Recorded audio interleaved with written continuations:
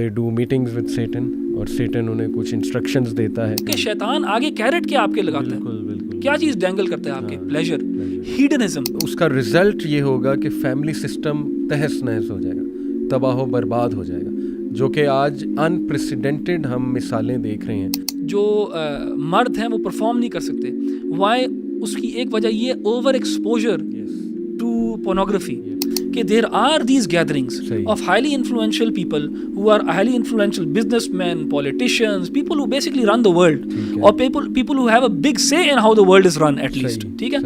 ये लोग गैदर होते हैं इन जगहों पे और यहाँ पे कुछ ना कुछ रिचुअल्स किए जाते हैं। कि music is deeply connected to secret societies. Even इस पे गोरों का काम आपको मिल जाएगा, म्यूजिक एंड इल्यूमिनाटी पे। बिल गेट्स जो है ना वो बहुत अजीबोगरीब चीजें कर रहे हैं। रिसेंटली बहुत एक कंट्रोवर्शियल फिगर बन गया, डीपॉपुलेशन का बहुत ज़्यादा जिक्र करता है कि हमारा जो दुनिया का सबसे बड़ा मसला है वो ये है कि रिसोर्सेज लिमिटेड है, लेकिन पॉपुलेशन बहुत ज़्यादा बढ़ती जा रही है। तो इसका सोल्यूशन ये है कि पॉपुलेशन कम होनी चाहिए। इसका क्या मतलब है? पॉपुलेशन कम होनी चाहिए का क्या मतलब है?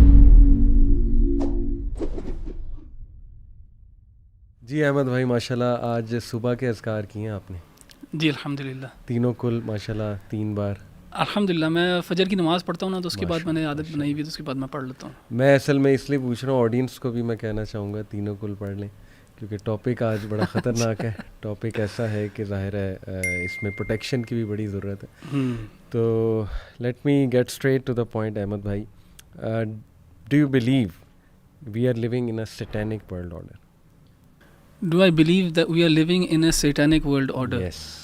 आपको पहले थोड़ा सा डिफाइन करें, इससे मुराद की आपकी सैटेनिक वर्ल्ड ऑर्डर से। देखें, सैटनिज़म जो है, मतलब इस पे बड़ी कॉन्स्पिरेसी थ्योरीज हैं, बट चूँकि मैं इस्लामिक पॉइंट ऑफ व्यू से अगर देखूं तो शैतान की इबादत ये तो थ्रू आउट हिस्ट्री जो है वो चली आ रही है, और कुरान मजीद में भी इसका जिक्र है। जैसे इब्राहीम अलैहिस्सलाम ने अपने अब्बा को कहा था कि आप क्यों शैतान की इबादत करते हैं। इसी तरह सूरह यासीन में है कि ए बनी आदम, मैंने तुम्हें नहीं रोका था कि शैतान की इबादत ना करना।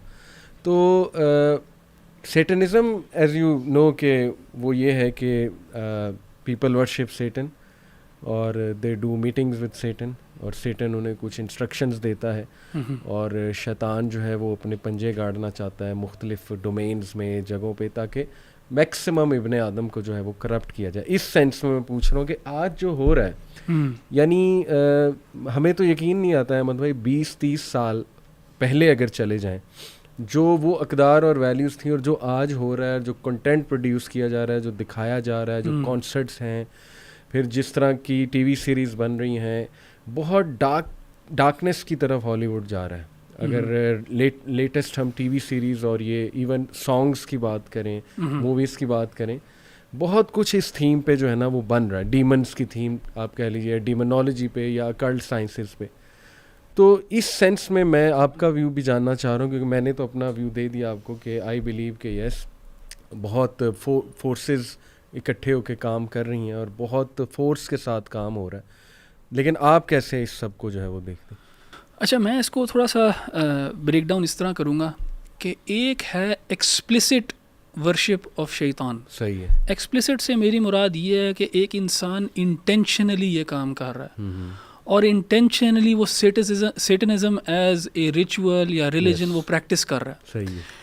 एंड एक है दूसरा इंसान जो उस निज़ाम के अंदर है, उस निज़ाम को सपोर्ट कर रहा है, अनइंटेंशनली, सबकॉन्शियसली उसका हिस्सा बना हुआ है। तो इन दो में मैं फ़र्क करूँगा।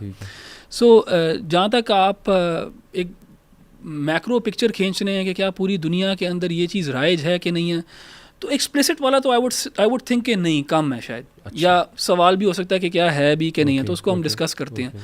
और मेरा ख्याल है कि बेस्ट ये होगा कि हम उस डिस्कशन के अंदर ऑडियंस के ऊपर छोड़ें कि वो क्या फ़ैसला करती हैं कि क्या ये दुनिया जो है वाकई में शैतान इसको इतना इन्फ्लुएंस कर रहा है कि ये कहा जा सकता है कि शैतान बेसिकली चला रहा है दुनिया, ये या फिर it's the other way around. बिल्कुल सही।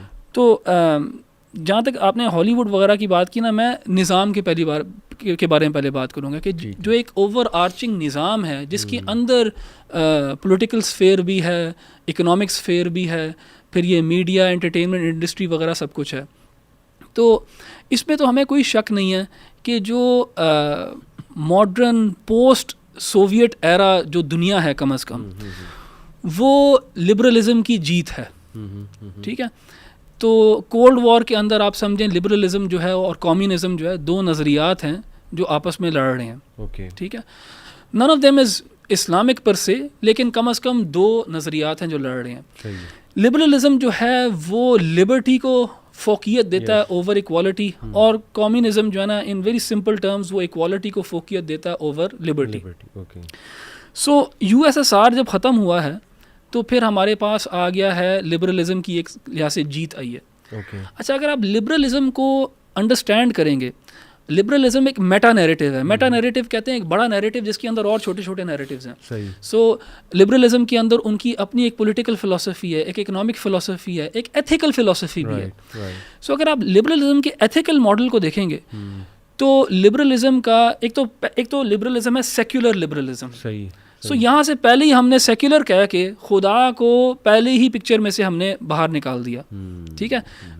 वेस्ट ने इस निज़ाम के तहत, इवन तो कम्युनिस्ट ने भी निकाला हुआ था, लेकिन इन दोनों निज़ामों ने खुदा को केटर नहीं किया हुआ। पब्लिक स्फीयर से और खुदा का अमल दखल जो है, सेक्युलरिज्म की डेफिनेशन ही है कि खुदा का अमल दखल नहीं है, रिलीजन का अमल दखल नहीं है।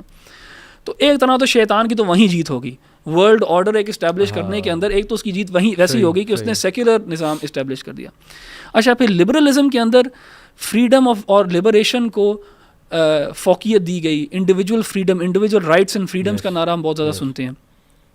अगर आप लिबरलिज़म को स्टडी करेंगे और उसके एथिकल पैराडाइम को समझने की कोशिश करेंगे, एथिकल पैराडाइम से मुराद ये कि एथिक्स कैसे डिफ़ाइन करता है लिबरल, एथिक्स से मुराद ये कि राइट एंड रॉन्ग को लिबरलिज़म कैसे डिफ़ाइन करता है, कि क्या चीज़ करनी चाहिए और क्या चीज़ नहीं करनी चाहिए, हाउ डू यू जज between what is right and wrong. तो लिबरल एथिकल मॉडल जो है वो बेस्ड है यूटिलिटेरियनिज्म के ऊपर। मॉरल रिलेटिविज्म भी कह सकते हैं, मॉरल रिलेटिविज्म भी कह सकते हैं कि मॉरल रिलेटिविज्म से मुराद ये है कि वो ऑब्जेक्टिव सेंस ऑफ मोरालिटी में बिलीव नहीं करते। वो कहते हैं मोरालिटी जो है ऑब्जेक्टिव नहीं है, वो सब्जेक्टिव है। और जो एथिकल मॉडल है वो यूटिलिटेरियनिज्म है। अब यूटिलिटेरियनिज्म जो है इसकी जो शुरुआत है वो जेरेमी बेंथम और जॉन स्टुअर्ट मिल ने बेसिकली इसको पॉपुलराइज किया। एंड यूटिलिटेरियनिज्म बेसिकली कहता है कि टू जज एन एक्शन एज राइट और रॉन्ग, आपने देखना है कि उस एक्शन की यूटिलिटी क्या है, क्या वो एक्शन जो है उसका कॉन्सिक्वेंस, उसके कॉन्सिक्वेंस के अंदर पेन कम हो रहा है और प्लेजर बढ़ रहा है कि नहीं। सो हर मॉरल एक्शन जो है यूटिलिटेरियनिज्म के तहत वो प्लेजर और पेन के ऊपर डिपेंडेंट है। सो जो भी चीज़ प्लेजरेबल है वो ठीक है, और जो भी चीज़ लेस प्लेजरेबल है या पेन कॉज करती है उसको ख़त्म करना चाहिए। इसी तरह हार्म प्रिंसिपल भी इसी से निकला हुआ है कि सब चीज़ जायज़ है अनलेस एंड अनटिल आप अगले को हार्म कर रहे हो। तो ऐसा लगता है कि आज का जो मॉडल है, एथिकल मॉडल है, वो प्लेजर को प्रायोरिटाइज करता है और कहता है whatever leads to pleasure is something that is good, और उसको मॉरली क्वेश्चन नहीं किया जा सकता अनलेस एंड अनटिल वो किसी और को नुकसान नहीं पहुंचा रहा। और हमें पता है हमारी ट्रेडिशन के अंदर, इस्लाम में, कुरान में, अल्लाह सुब्हानहू व तआला ने तो जो लोग अपनी हवा की पैरवी करते हैं, जो अपनी डिज़ायर्स को फॉलो करते हैं और सिर्फ प्लेजर के पीछे भागते हैं, तो उनको तो विलिफाई किया है कुरान में अल्लाह ने। बल्कि वो तो लोग वो हैं जो शैतान के पीछे जाते हैं, क्योंकि शैतान आगे कैरेट के आपके लगाता है। क्या चीज़ डेंगल करता है आपके? प्लेजर। हीडनिज्म का मतलब है सीकिंग प्लेजर, बस प्लेजर आपने सीख करना, ये आपका जो है ना नजरिया है। तो अगर हम बिल्कुल फैक्चुअल बातें करें, क्योंकि मैंने अभी तक कोई भी नॉन फैक्चुअल बात नहीं की, ये फैक्चुअल बात है कि लिबरलिज्म का बोलबाला है पोस्ट कोल्ड वॉर। लिबरलिज्म के अंदर सेक्युलर लिबरलिज्म है, उसमें खुदा और रिलीजन का कोई अमल दखल नहीं है। सेक्युलर लिबरलिज्म के अंदर एथिकल मॉडल जो है वो यूटिलिटेरियनिज्म का है। यूटिलिटेरियनिज्म है बेस्ड ऑन हीडनिज्म के प्लेजर मैक्सिमाइज करना है। उसको आप अगर इस आइडिया से जोड़ेंगे जो हमें शरीयत से मिलता है कि हमें, जैसे रोज़ा, अभी रमज़ान भी आने वाला है, तो रोज़ा किस चीज़ की एक्सरसाइज है? अपनी डिज़ायर्स को रोकने की, सब्र करने की, कि not everything that is pleasurable is good, not everything that is pleasurable is moral। तो यहाँ पे एक लिहाज से शैतान की जीत है कि उसने जो निज़ाम, जो एथिकल मॉडल राइज कर दिया पूरी दुनिया के ऊपर, वो प्लेजर सीकिंग मॉडल है। Yes. और हमें पता है कि इंसान जो अल्लाह ताला ने कुरान में हमें बताया कि इंसान को हमने वीक पैदा किया है और उसके अंदर ख्वाहिशात हैं, उसके अंदर शहवात हैं, और शैतान इन्हीं ख्वाहिशात को, इन्हीं शहवात को एक्सप्लॉइट करता है इंसान के खिलाफ। तो अब आपने निज़ाम ही वो बना दिया अगर जिसमें आपने डिफाइन गुड और ईवल को बेस्ड ऑन प्लेजर कर दिया है, तो शैतान की तो बहुत बड़ी जीत है। जैसे सूरह निसा में वर्स 119 में 4 प्रोमिसेस हैं शैतान के। उसकी जुर्रत इतनी थी कि अल्लाह सुब्हानहू व तआला के सामने उसने कहा जी कि 4 चीज़ें मैं करूँगा। पहली बात उसने की कि I will lead them ashtray. दूसरी बात कि मैं इनकी डिज़ायर्स भड़काऊँगा, और वही जो अभी आपने जो है ना वो बात की। तीसरा ये कि मैं इन्हें ऑर्डर दूंगा कि ये कैटल के कान काटें, और ये सुपरस्टिशंस एक सेंस में हम कह सकते हैं कि सुपरस्टिशियस बिलीफ्स में इन्वॉल्व करना। और चौथी चीज़ उसने कही थी कि मैं इन्हें ऑर्डर करूंगा कि अल्लाह की तख्लीक को चेंज करें। तो अगर ये 4 चीज़ें अहमद भाई जहन में रखें और आज की दुनिया को देखें, तो जो एक तो हाइपर सेक्सुअलाइज सोसाइटी बन चुकी है, और फिर मैंने जैसे पहले भी जिक्र किया हॉलीवुड का कि वो किस साइड पे आहिस्ता आहिस्ता जा रहा है, फिर ये LGBTQ की पूरी एक वेव चल रही है, और ऐसी चीज़ें देखने को मिल रही हैं कि इंसान सोच भी नहीं सकता कि यार ये हो सकता है, लेकिन वो चीज़ें हमारे सामने खुल रही हैं। फिर जहाँ तक बात है लीडिंग एस्ट्रे की, तो देखें आ जाके मेरा तो ये बिलीफ है कि जितनी भी मॉडर्न थ्योरीज़ हैं, जैसे आपने लिबरलिज्म का नाम लिया, पूरे जो सिस्टम्स हैं modern system, they are designed in such a way कि एनस्लेव करें ह्यूमैनिटी को, and lead most of them astray, to be honest. And a certain group of families are simply controlling the world. ये तो एक बड़ी, ये भी एक फैक्चुअल बात है, इसमें कोई कॉन्स्पिरेसी तो है नहीं। Rothschild to name one, obviously उस पर भी डिस्कशन हम करते हैं। तो बिल्कुल आपने सही माशाल्लाह रिलेट किया, I totally agree with you. और कुरान मजीद की तरफ भी देखा जाए तो ये बात वाज़ेह होती है हमारे सामने कि यस एक्सप्लिसिट इबादत भी है, और जो दूसरी आपने बात की कि किसी ना किसी तरह बस गुमराह करना है ह्यूमैनिटी को। अगर गॉड का कॉन्सेप्ट चला गया तो आई थिंक उसका काम वैसे भी हो गया। ही डजंट केयर कि उस पर लोग यकीन रखते हैं कि नहीं रखते हैं, एज लॉन्ग एज गॉड पे नहीं रखते हैं तो नथिंग रॉन्ग इन दैट। और गलत और सही का, गुड एंड बैड का भी तस्वर चेंज कर दिया। तो जब वो ऊपर से ही तस्वर चेंज हो गया, अब हॉलीवुड जो है वो प्लेजर दिखा रहा है, और वो ज़ाहिर है ये इन चीज़ों की, अब इसको आप कैपिटलिज्म के साथ जोड़ लें, इन चीज़ों की डिमांड भी बहुत ज़्यादा है, और एक कैपिटलिस्ट इकोनॉमी के अंदर आपने बस डिमांड जो है उसके पीछे आपने चलते रहना है। ऐसी। तो वो फिर वो इसी किस्म का मटेरियल भी निकलेगा इसी किस्म का।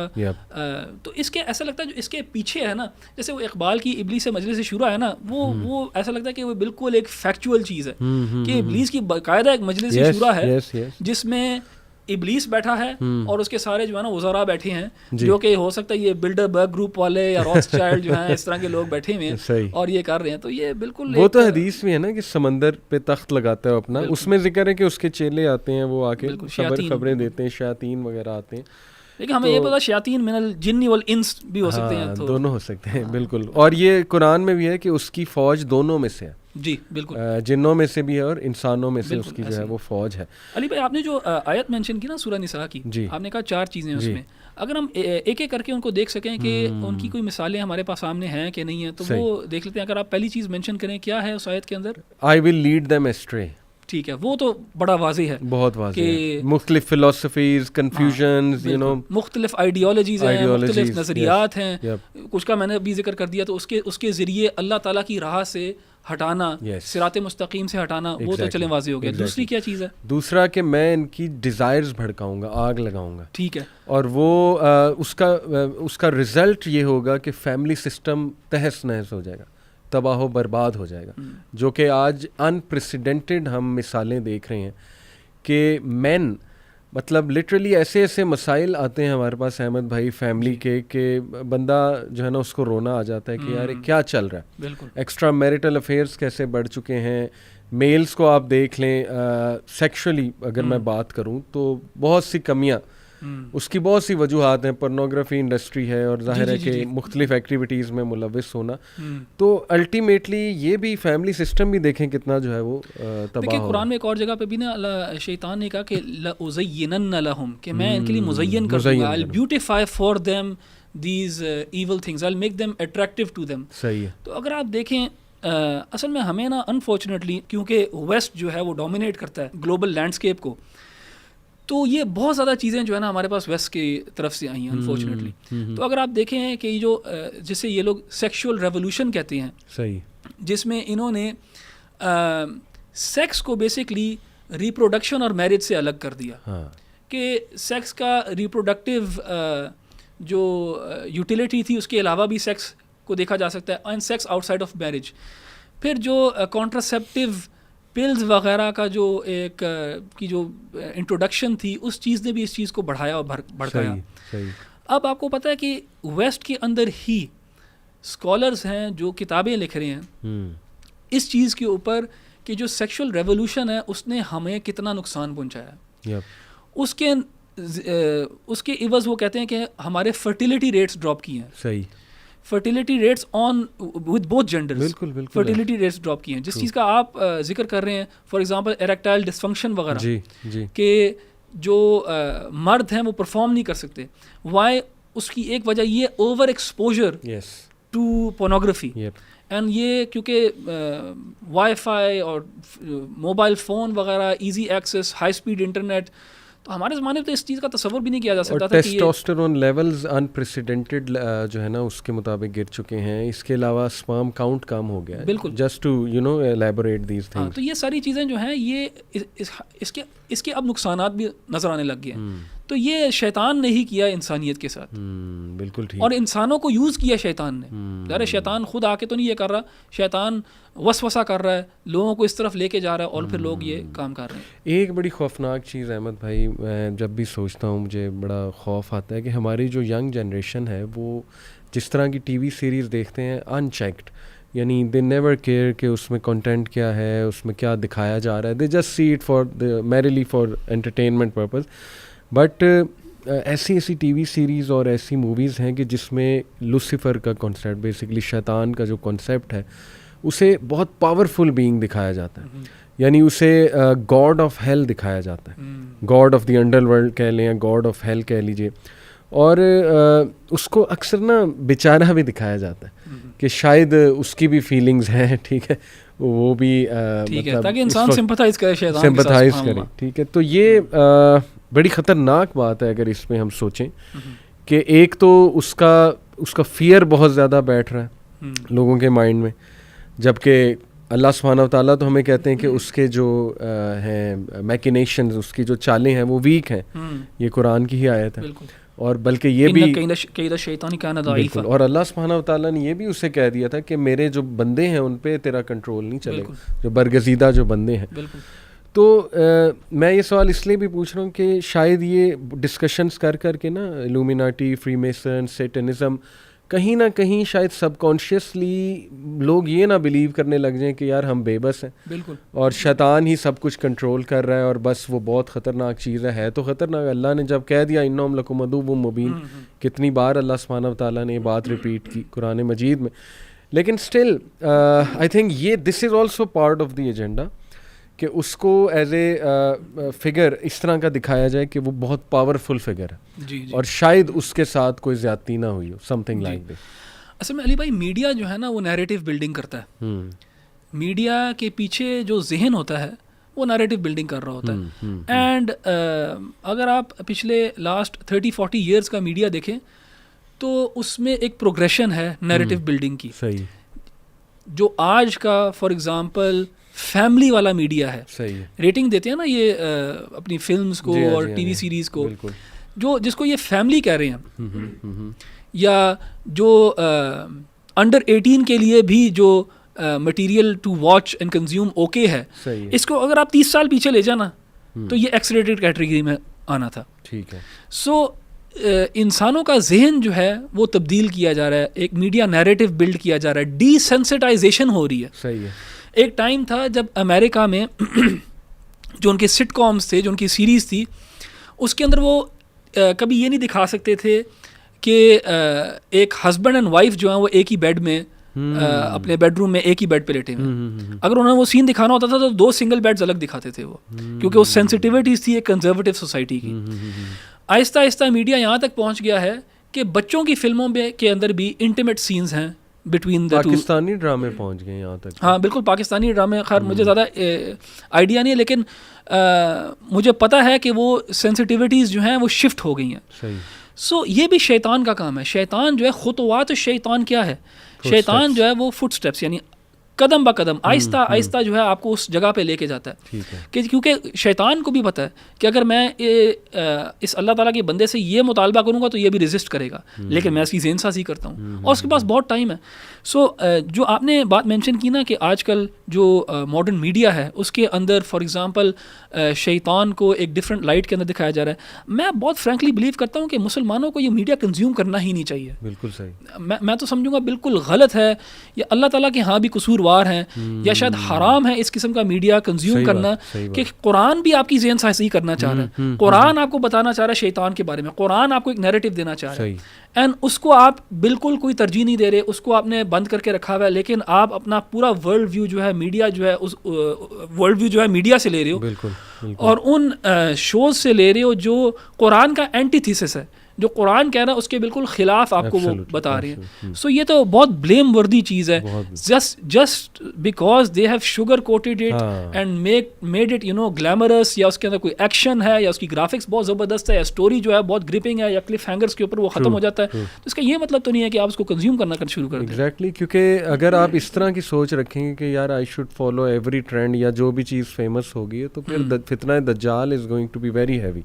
बिल्कुल, वो भी तो ग्लैमराइज करके ही चीज़ें लाएगा ना, तो फिर अगर आप यही सोच के साथ चलोगे तो उससे भी नहीं बच पाओगे। बिल्कुल, आप डिसेंसिटाइज हो जाओगे। एंड जो दीन है, कुरान है, वो आपकी सेंसिटिविटीज़ को बरकरार रखना चाहता है, बल्कि आपको हमेशा अपने आप को रीसेंसिटाइज करना चाहिए कुरान के ज़रिए और दीन के ज़रिए, और दीन को सीख के। क्योंकि जिस माशरे में अब हम रह रहे हैं, ये इसमें कोई शक नहीं कि शैतान का एक अटैक है माशरे में, तो उसको केटर करने के लिए, उससे बचने के लिए, उससे अपने आप को इक्विप करने के लिए अपने आप को हमेशा रीसेंसिटाइज करना इन मीडिया को, ये सारी ये पोर्नोग्राफी, ये सारा जितना भी ये एक्सपोजर है, इसको बिल्कुल ख़त्म करना। एंड जब कभी इंसान इस चीज़ में गिर भी जाए तो हमेशा कुरान की तरफ आए और अपने नैरेटिव की तरफ आए, अपने दीन के नैरेटिव की तरफ, वो उस नैरेटिव की तरफ जो अल्लाह ताला उसको देना चाहता है, अपने आप को रीसेंसिटाइज करने के लिए। अगर हम ये करना छोड़ देंगे तो हम बिल्कुल उसी माइंडसेट की तरफ जाएंगे जिस माइंडसेट की तरफ ये हमें ले जाना चाहते हैं। सुभान अल्लाह। और वो उसके पीछे शैतान है, उसके पीछे शैतान है। एक बड़ी इंटरेस्टिंग कॉन्स्पिरेसी थ्योरी है, कुछ मेरा इस पे मानना भी है जितनी मेरी रिसर्च है, कि मॉडर्न वर्ल्ड के जितने भी आर्किटेक्ट्स हैं, इसमें सोशोलॉजिस्ट आ गए, इसमें एवोल्यूशनिस्ट आ गए, बायोलॉजिस्ट आ गए, इसमें पॉलिटिकल साइंस के लोग आ गए, ब्यूरोक्रेसी, पॉलिटिशियंस आ गए, वगैरह वगैरह, वो सब अकल्टिस्ट थे, अकल्ट साइंसेस के बिलीवर्स थे, और they were part of secret societies. बिल्कुल ठीक है। तो इसमें बड़े इंटरेस्टिंग फैक्ट्स भी मौजूद हैं कि जब उन्होंने उनकी ब्लड लाइन देखी तो वो मैच हो रही थी किसी ऐसे अकल्टिस्ट से जो बहुत एक्टिव था इन चीज़ों में। आज जितनी मूवमेंट्स ये स्पेशली मॉडर्न टेक्नोलॉजी को लेकर चल रही, ये मैं एक डिस्क्लेमर दे दूं कि ऑब्वियसली हम मॉडर्न टेक्नोलॉजी के ख़िलाफ़ नहीं है, लेकिन ये भी एक फैक्ट इग्नोर नहीं किया जा सकता कि उन सारी मूवमेंट्स के जो बानी हैं उनकी अगर ब्लड लाइन निकाल के देखी जाए तो वो जाकर मिलती ही ऐसे लोगों से है जो या तो मैजिक में इन्वॉल्व थे, या रिचुअल्स में, या अकल्ट साइंसेस में इन्वॉल्व थे। जी जी। डू यू थिंक ये कॉन्स्पिरेसी थ्योरी ही है, या ये it is very much possible? अच्छा देखिए अली भाई, मैं ना एक थोड़ी सी वजाहत करूँगा आपके सवाल का जवाब देने से पहले, और वो वजाहत ये है कि जब भी इस तरह के टॉपिक के बारे में बात कर रहे होते हैं ना हम, तो मैं चीज़ों को ना 3 कैटेगरीज में डिवाइड करता हूँ अपने लिए पर्सनली, और मैं ऑडियंस को भी ये अपनी मेथोडोलॉजी बता रहा हूँ ताकि वो भी समझ सकें कि मैं किस तरह किसी चीज़ का जवाब देता हूँ। सो मेरे नज़दीक जब भी इस किस्म का टॉपिक डिस्कस किया जा रहा होता है, 3 कैटेगरीज है मेरे जहन के अंदर। एक हैं फैक्ट्स, एम्पिरिकल फैक्ट्स, रियलिटीज़, जो कि बिल्कुल अनडिस्प्यूटेबल है, ठीक है, वो फैक्ट्स हो गए। उसके बाद है, जैसे हम चलें ये टर्म यूज़ कर लेते हैं, कंस्पिरेसी थ्योरी। कंस्पिरेसी थ्योरी एक ग्रे एरिया है, कुछ जो है इसके अंदर there is some truth to it, Yes. Some में there is a lot of exaggeration. Yep, अब true, यहाँ पे true. जो है ना मामला थोड़ा सा गड़बड़ हो जाता है। अच्छा, उसके बाद जो है वो एब्सोल्यूट फॉल्सहुड है, सही, जिसका ना कोई ना किसी एम्पिरिकल फैक्ट पे बेस्ड है और वो प्रूव भी हो चुकी है टू बी फॉल्स। सही। सो इन तीन चीज़ों को ना बड़े हमें मोहतात अंदाज में ना सबको स्टडी करना चाहिए। बिल्कुल ठीक, बिल्कुल सो प्राइमरी जो हमारा फोकस होना चाहिए वो एम्पिरिकल फैक्ट्स, एविडेंसेस, जिन चीज़ को हम साबित कर सकें, for example in a court of law, right, ठीक है। राइट, एंड फिर हम देखें कि जो हमारे जो for example conspiracy quote and quote theories हैं, क्या वो रिफ्लेक्ट करती हैं कोई ना कोई एम्पिरिकल फैक्ट या रियलिटी को, राइट, या अगर चलो हम वो बिल्कुल डायरेक्ट कनेक्शन नहीं जोड़ सकते, सही, हमें इन्फ्रेंस बना सकते हैं, इन्फ्रेंस ले सकते हैं। कभी कभार कहते हैं कि अब देखें आपको अगर आग नज़र आएगी ना कहीं पे, आप 110% श्योर हैं कि there is fire over here, आपने देख ली वो आग, लेकिन कहते हैं where there is smoke there is fire, right, तो the smoke is also indication कि फायर एग्जिस्ट्स। सो समटाइम्स हमारे पास फैक्ट्स एंड फिगर्स इतने ज़्यादा आ रही हैं, लेकिन हम एग्जैक्टली वो चीज़ देख नहीं रहे, लेकिन वी कैन से या there is smoke here so there might be some fire है, तो हम एक इन्फर कर सकते हैं, ठीक है। सो मेरी यहाँ पे कोशिश ये होगी कि फैक्ट्स के बारे में बात की जाए और कुछ मैं अपनी इन्फ्रेंसेस शेयर कर दूं, और बाकी फिर हमारी ऑडियंस जो है वो अपनी इन्फ्रेंस बना सकती है। अप्रोच, बिल्कुल ठीक। तो आपने सवाल किया कि जो लोग इम्पॉर्टेंट पोजीशंस में हैं आज दुनिया या रह चुके हैं इन द पास्ट, उनका कोई ना कोई कनेक्शन रहा है ऑकल्ट साइंसेस के साथ या सीक्रेट सोसाइटीज़ के साथ। अच्छा, यहाँ पे ऑडियंस के लिए एक्सप्लेन करते हैं कि ऑकल्ट साइंसेस से क्या मुराद है, या ऑकल्टिज्म से क्या मुराद है। ये ऑकल्टिज्म जो है ना, ये बहुत एक वेग टर्म है, लेकिन it has to do with sorcery, magic, superstition, mythology, theology, history, ये सारी चीज़ें जो है ना ये ऑकल्ट साइंसेस के अंदर आ जाती हैं। सही। एस्ट्रोलॉजी भी इसके अंदर शामिल है, बिल्कुल ठीक। एंड पैरानॉर्मल, न्यूमरोलॉजी भी, पैरानॉर्मल एक्टिविटी वगैरह भी, एंड ये जो कुछ रिलीजियस ट्रेडिशंस के अंदर जो मिस्टिसिज्म है वो भी इसके साथ कनेक्टेड हो जाता है। जैसे कबाला हो गया जूइश ट्रेडिशन के अंदर, हमारे यहाँ सूफीज़म के अंदर भी कुछ अकल्ट चीज़ें शामिल हैं, जो कि कुरान सुन्नत से ज़ाहिर है साबित नहीं है। बिल्कुल ठीक। तो ऑकल्टिज्म से ये मुराद है। एक फैसिनेशन रही है इलीट्स की इस चीज़ के साथ, एंड ये हिस्ट्री में बड़ी वाज़ेह है कि इलीट्स की इस चीज़ के साथ एक फैसिनेशन रही है। एंड कुछ लोग जो हैं जिन्होंने दुनियावी लिहाज से बड़े बड़े काम किए हैं, उनके बहुत क्लोज कनेक्शंस रहे हैं ऑकल्टिस्ट्स के साथ, एंड ये फैक्चुअल बातें हैं जो लोग खुद चेक कर सकते हैं। मैं एक नाम भी ले लेता हूँ, डेविड आइक, ठीक है, उसका इस पे काफ़ी काम है, ऑल्दो बहुत एग्जैजरेशन भी है, ठीक है, लेकिन आपने शायद देखा हो उनके कुछ रिसर्च को, जब वो बात कर रहे होते हैं कि ये जो एलीट्स हैं, जी, they are connected to a secret blood line, और फिर वो काफ़ी प्रूफ्स उसमें देता है। ठीक है, मैंने कहा चले एक नाम भी मैं ले लूँ। चले मैं भी एक नाम शेयर करता हूँ आपके साथ, जैक पार्सन का। यस, ठीक है। अब जैक पार्सन जो है, he is considered the father of rocket fuel या जेट फ्यूल। उसने बेसिकली ये जो मिसाइल हैं या जेट वगैरह, इसका कोई बेसिकली उसने वो किया था, डिस्कवर वगैरह या invent, something like that, something along those lines. तो जैक पार्सन बहुत मशहूर है, लोग सर्च भी कर सकते हैं उसको। 1952 में ही पास्ट हुए, एंड इसने जो नाज़ी साइंटिस्ट्स थे उनके साथ मिल के जो है ना, इसने ये रॉकेट प्रोपल्शन वगैरह, जिसके ज़रिए नासा से ये जो क्लेम है कि मून पे गए, वो सारा जो प्रोपल्शन जो मेथड है सारा, ये जैक पार्सन जो है उसका काफ़ी बड़ा हाथ था उसके अंदर, और ये फैक्ट है जो चेक किया जा सकता है। अच्छा, अब जैक पार्सन जो है वो बहुत बड़ा फॉलोअर था एक और बंदे का जिसका नाम है एलिस्टर क्राउली। अच्छा, एलिस्टर क्राउली जो है वो बहुत मशहूर एक ऑकल्टिस्ट है। वो अपने आप को सेटनिस्ट तो नहीं कहता, लेकिन some people label him as a satanist as well.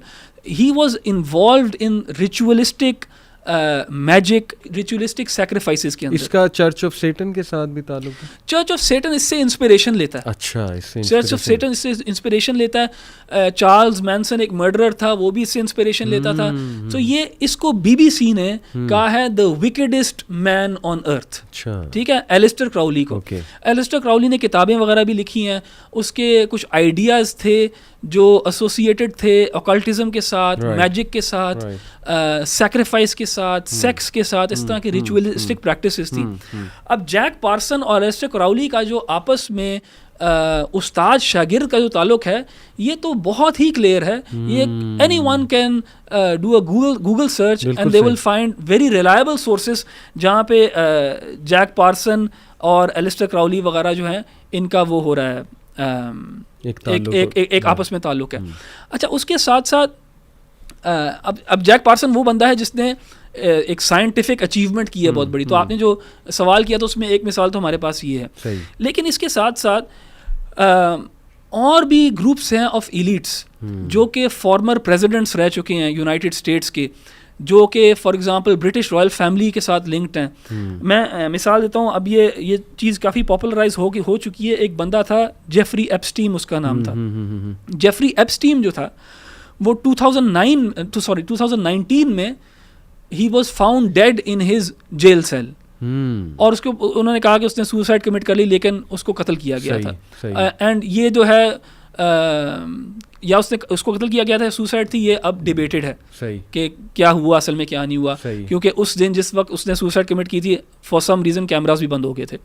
So Jeffrey Epstein कौन था? जेफरी एप्स्टीन था ये बंदा जो कि कॉरिडोर्स ऑफ पावर में फिरता था। सही है, ठीक है। सारे ये इलीट लोगों के साथ उठता बैठता था, ब्रिटिश रॉयल फैमिली के साथ, फॉर्मर प्रेसिडेंट्स के साथ, for example Bill gets, bill Clinton के साथ, प्रिंस एंड्रयू जो ब्रिटिश रॉयल फैमिली से, एलन डर्शवर्थ जो हार्वर्ड यूनिवर्सिटी का एक प्रोफेसर है, इन सब के साथ ये उठता बैठता था। ठीक है। अच्छा, जेफरी एप्स्टीन ने क्या किया हुआ था? उसने एक आइलैंड था उसके पास, जो कि मेरा ख्याल है वो था कौन सी जगह पे था, पैसिफिक ओशन में था या अटलांटिक में था आइलैंड, मुझे भी ये याद नहीं है। मैं अगर मुझे मिल जाए इधर, चलें ये देख लेंगे कहाँ था जी। तो एप्स्टीन जो था इसके पास एक आइलैंड था, और इस आइलैंड पे वो लोगों को लेके जाया करता था। सॉरी, कैरेबियन में था ये आइलैंड। ठीक है। अच्छा। इस सेंट जेम्स आइलैंड इसका नाम है, और इसको जब एप्स्टीन पकड़ा गया इसके बाद इसको पीडोफाइल आइलैंड भी कह दिया। बरमूदा ट्रायंगल भी करीब है इसके, ये मुझे I am not exactly sure, लेकिन वो भी कैरेबियन में बिल्कुल। सो ये कैरेबियन में है, Saint James island. And Epstein को जो अक्यूज़ किया गया था वो ये था कि वो इस आइलैंड पे अंडर एज बच्चियाँ लेके आते थे, एंड जो रिच एंड फेमस और जो ये एलीट्स हैं वो आके यहाँ पे बच्चियों के साथ ज्यादती करते थे, इसलिए इसको पीडोफाइल आइलैंड भी कहा गया। सो एप्स्टीन की फैक्चुअल बात, ये बिल्कुल फैक्चुअल, चेक किया जा सकता है बिल्कुल, इसमें कोई वो नहीं है, कोई कंस्पिरेसी नहीं है। ये आइलैंड की तस्वीर देखी जा सकती है, वो विक्टिम्स की स्टोरीज पढ़ी जा सकती हैं, जो आइलैंड की गेस्ट लिस्ट है वो देखी जा सकती है। उसके अंदर बिल गेट्स है, बिल क्लिंटन है, प्रिंस एंड्रू है जो कि आज के किंग चार्ल्स का भाई है, एलन डर्शवर्थ है जो कि एक हार्वर्ड यूनिवर्सिटी का लॉयर है। एंड अब आप ये कनेक्शंस देखेंगे तो आप खुद हैरान होंगे। एलन डर्शवर्थ जो है, जो कि एक प्रोफेसर है हार्वर्ड में लॉ का, वो खुद कहता है कि उसने मिलाया था एप्स्टीन को रॉथस्चाइल्ड्स के साथ। अच्छा, ठीक है। सो ये सारे जो है ना, ये एक एलिटिस्ट ग्रुप है, क्लब है, ये सब मिलते हैं आपस में, ये सब स्टूडेंट ज़माने से आपस में एक दूसरे को जानते हैं। स्कल एंड बोन्स वगैरह आईवी लीग की सीक्रेट सोसाइटीज़ हैं जहाँ पे ये मिलते हैं, वहाँ पे इनकी इनिशिएशन रिचुअल्स वगैरह होते हैं। तो ये सब there is a lot of evidence for this. जो भी मैंने अभी बात की है इसके अंदर फिलहाल कोई भी कंस्पिरेसी शामिल नहीं है, सिवाय इसके कि क्या जेफरी एप्स्टीन ने सुसाइड की थी या उसको किसी ने कत्ल किया। शायद इसके अंदर कोई डिबेट हो सकती है, लेकिन उसका आइलैंड था, उधर ये एलीट्स जाते थे, और ये सारे वो एलीट्स हैं जो दुनिया के फैसले करते हैं। सही बिल्कुल। अहमद भाई, मैं एक बंदे का नाम लेता हूँ, रॉजर मार्नू। ये एक क्रिश्चियन था और नेवी में था। तो इसका पूरा बल्कि इंटरव्यू है ट्रिप टू सुपरनैचुरल, यूट्यूब पे मिल जाएगा। इसमें इसने बड़े अजीबोगरीब इंकशाफात किए हैं, और ज़ाहिर है कि फैक्चुअल है कि नहीं है वो तो अल्लाह नोज़ बेस्ट, लेकिन ये कि कुछ अजीबोगरीब इंकशाफात में ये है कि इसका जो टॉप का ऑफिसर था उसने इसे एक दिन कहा जी कि will you like to meet your dead parents. तो कहता मैं हंसने लग गया, मैंने कहा शायद मजाक करें। तो एनीवे उन्होंने कहा कि मैं सीरियस हूँ। उसने कहा अच्छा। उन्होंने कहा कि जी आ जाओ, तुम एक गैदरिंग है वहाँ पे, तो वहाँ पे जो है वो आपको मिलवाएंगे आपके डेड पेरेंट्स से। अच्छा, वो कहता है कि मैं जब वहाँ पे गया तो आई वाज शॉक कि वहाँ पे बड़े बड़े म्यूजिशियंस, एक्टर्स, एक्ट्रेसेस और इवन पॉलिटिशियंस, लॉ मेकर्स वहाँ पे मौजूद थे। और it was a very secret kind of a gathering. उसमें कहता है कि एक औरत जो है लंबा सा गाउन पहन के सामने खड़ी हुई थी और वो लोग उससे कुछ ख्वाहिशात कर रहे थे और वो उनको पूरा कर रही थी। तो कहता है कि मेरी बारी आई है, मेरे दिल की धड़कन बहुत तेज़ हुई कि मैंने अपने डेड पेरेंट्स की ख्वाहिश करनी, देखना है उन्हें। तो कहता है कि मैंने उसे कहा जी कि मेरी ये ख्वाहिश है। तो आउट ऑफ नो वेयर ही सेड के हवा का एक झोंका चला, पर्दे के पीछे से मेरे जो है वो माँ बाप निकल के मेरे जो सामने आ गए। तो उसने कहा कि ये मेरा पहला इंटरेक्शन था इस सोसाइटी के साथ। और फिर उसने कहा कि आहिस्ता आहिस्ता मतलब हमारी मीटिंग्स होती थी और मुझे पता ये लगा, क्रक्स ये है उसकी पूरे इंटरव्यू का, पूरी स्टोरी का, कि मुझे पता ये लगा कि जो मेन बंदा मीटिंग्स कर रहा है वो लूसीफर है। दिस इज़ हिज व्यू, उसने ऐसा कहा। और फिर उसने ये भी बताया कि मेरी भी कन्वर्सेशन हुई है लूसीफर के साथ, पता नहीं इसमें कितनी हकीकत है। तो उसने कहा कि ही टोल्ड मी कि उसने बहुत से स्पिरिचुअल लोगों को थ्रू आउट हिस्ट्री इस तरह से डिसीव किया है। और उसने इवन वॉर्स में भी उसका हाथ है कि, और फिर उसने कहा कि उसने बताया है जी कि इवन डार्विन जो है, चार्ल्स डार्विन, उसको भी मैंने ये थ्योरी बताई है। ये this is his opinion, right.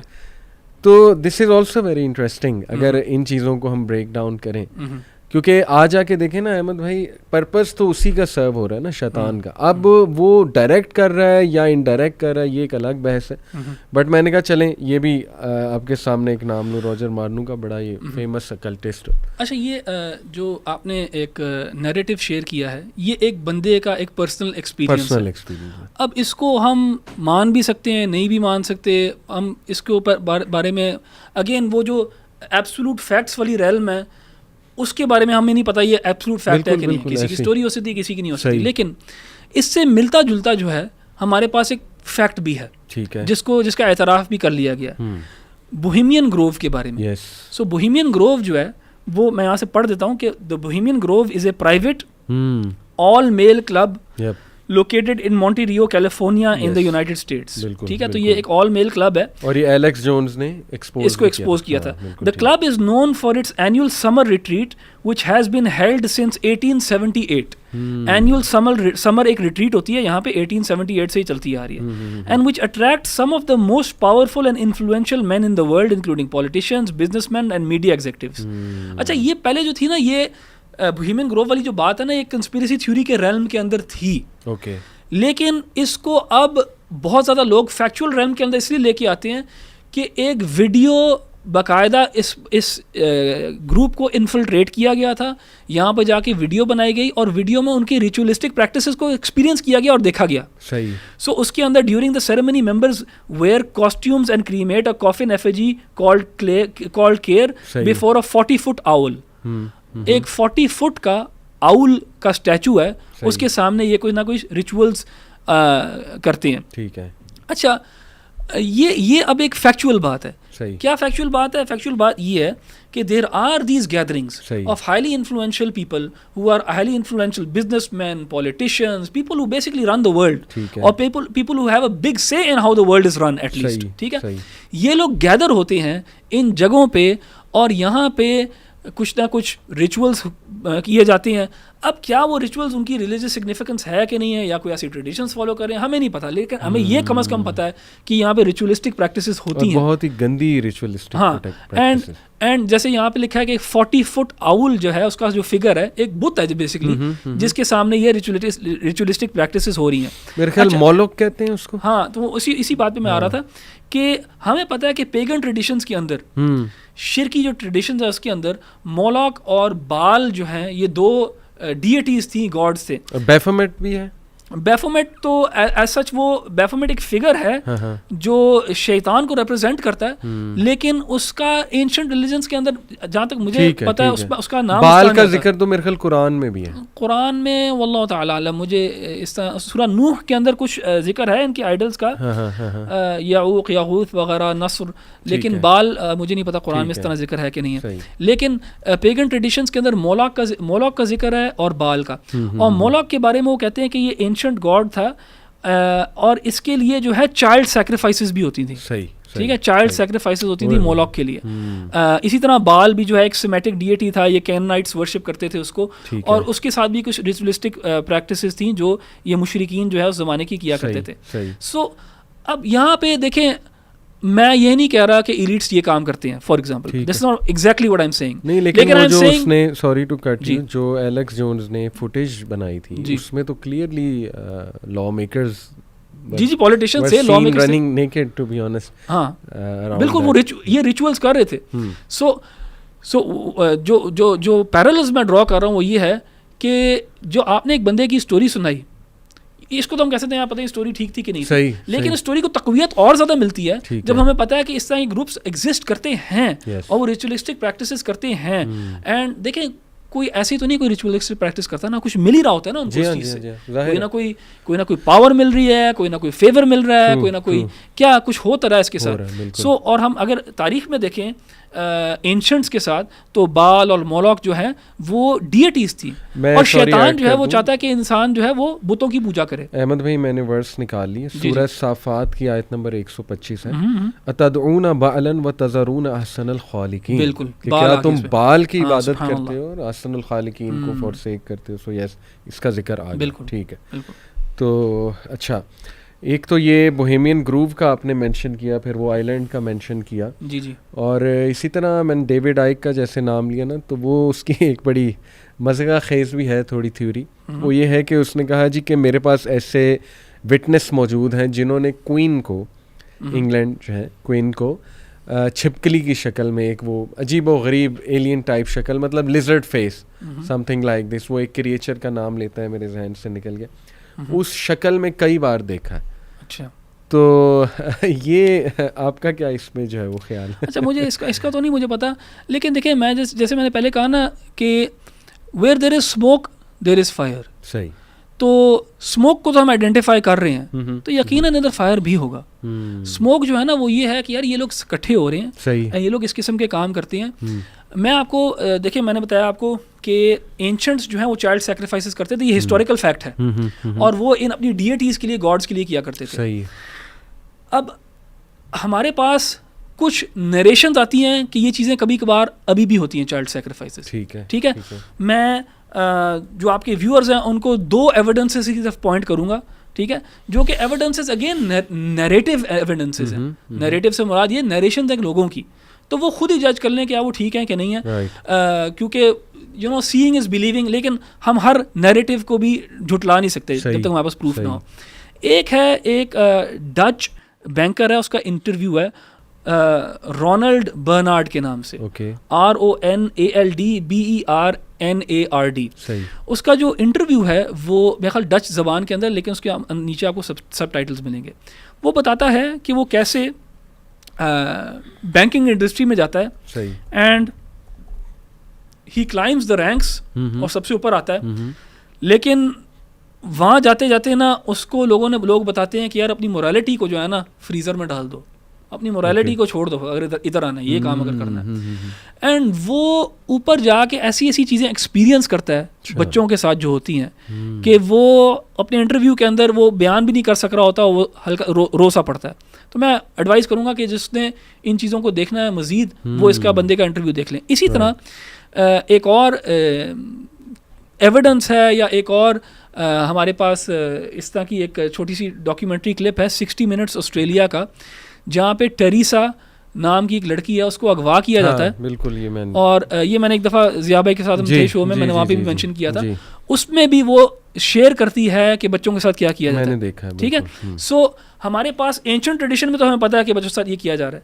उसके बाद हमारे पास यहाँ पे भी नरेशंस आ रही हैं कि यार ये होता है, ये इन जगहों पे। और ह्यूमन सेक्रीफाइस की भी हमारे pass through out history, human sacrifice through out history, बिल्कुल मायंस और इनकन्स वगैरह ये भी किया करते थे।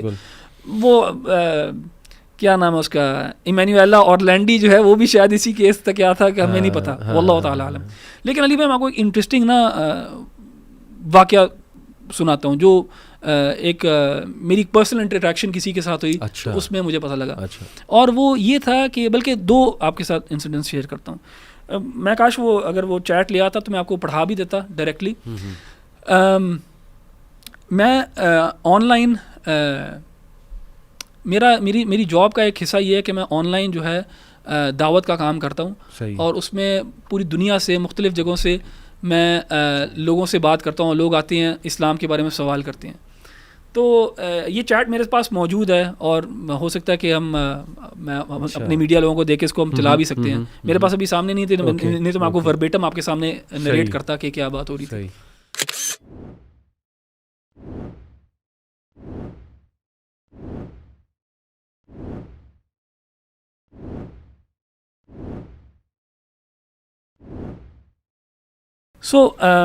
पहली चैट जो मेरे पास एक दफ़ा आई थी, ये मेरा ख्याल 2016-17 की बात होगी, मुझे अब एग्जैक्टली याद नहीं है, लेकिन टाइम स्टैम्प्स भी हैं मेरे पास उस चीज़ के, मैंने वो बाकायदा सेव की हुई है चैट।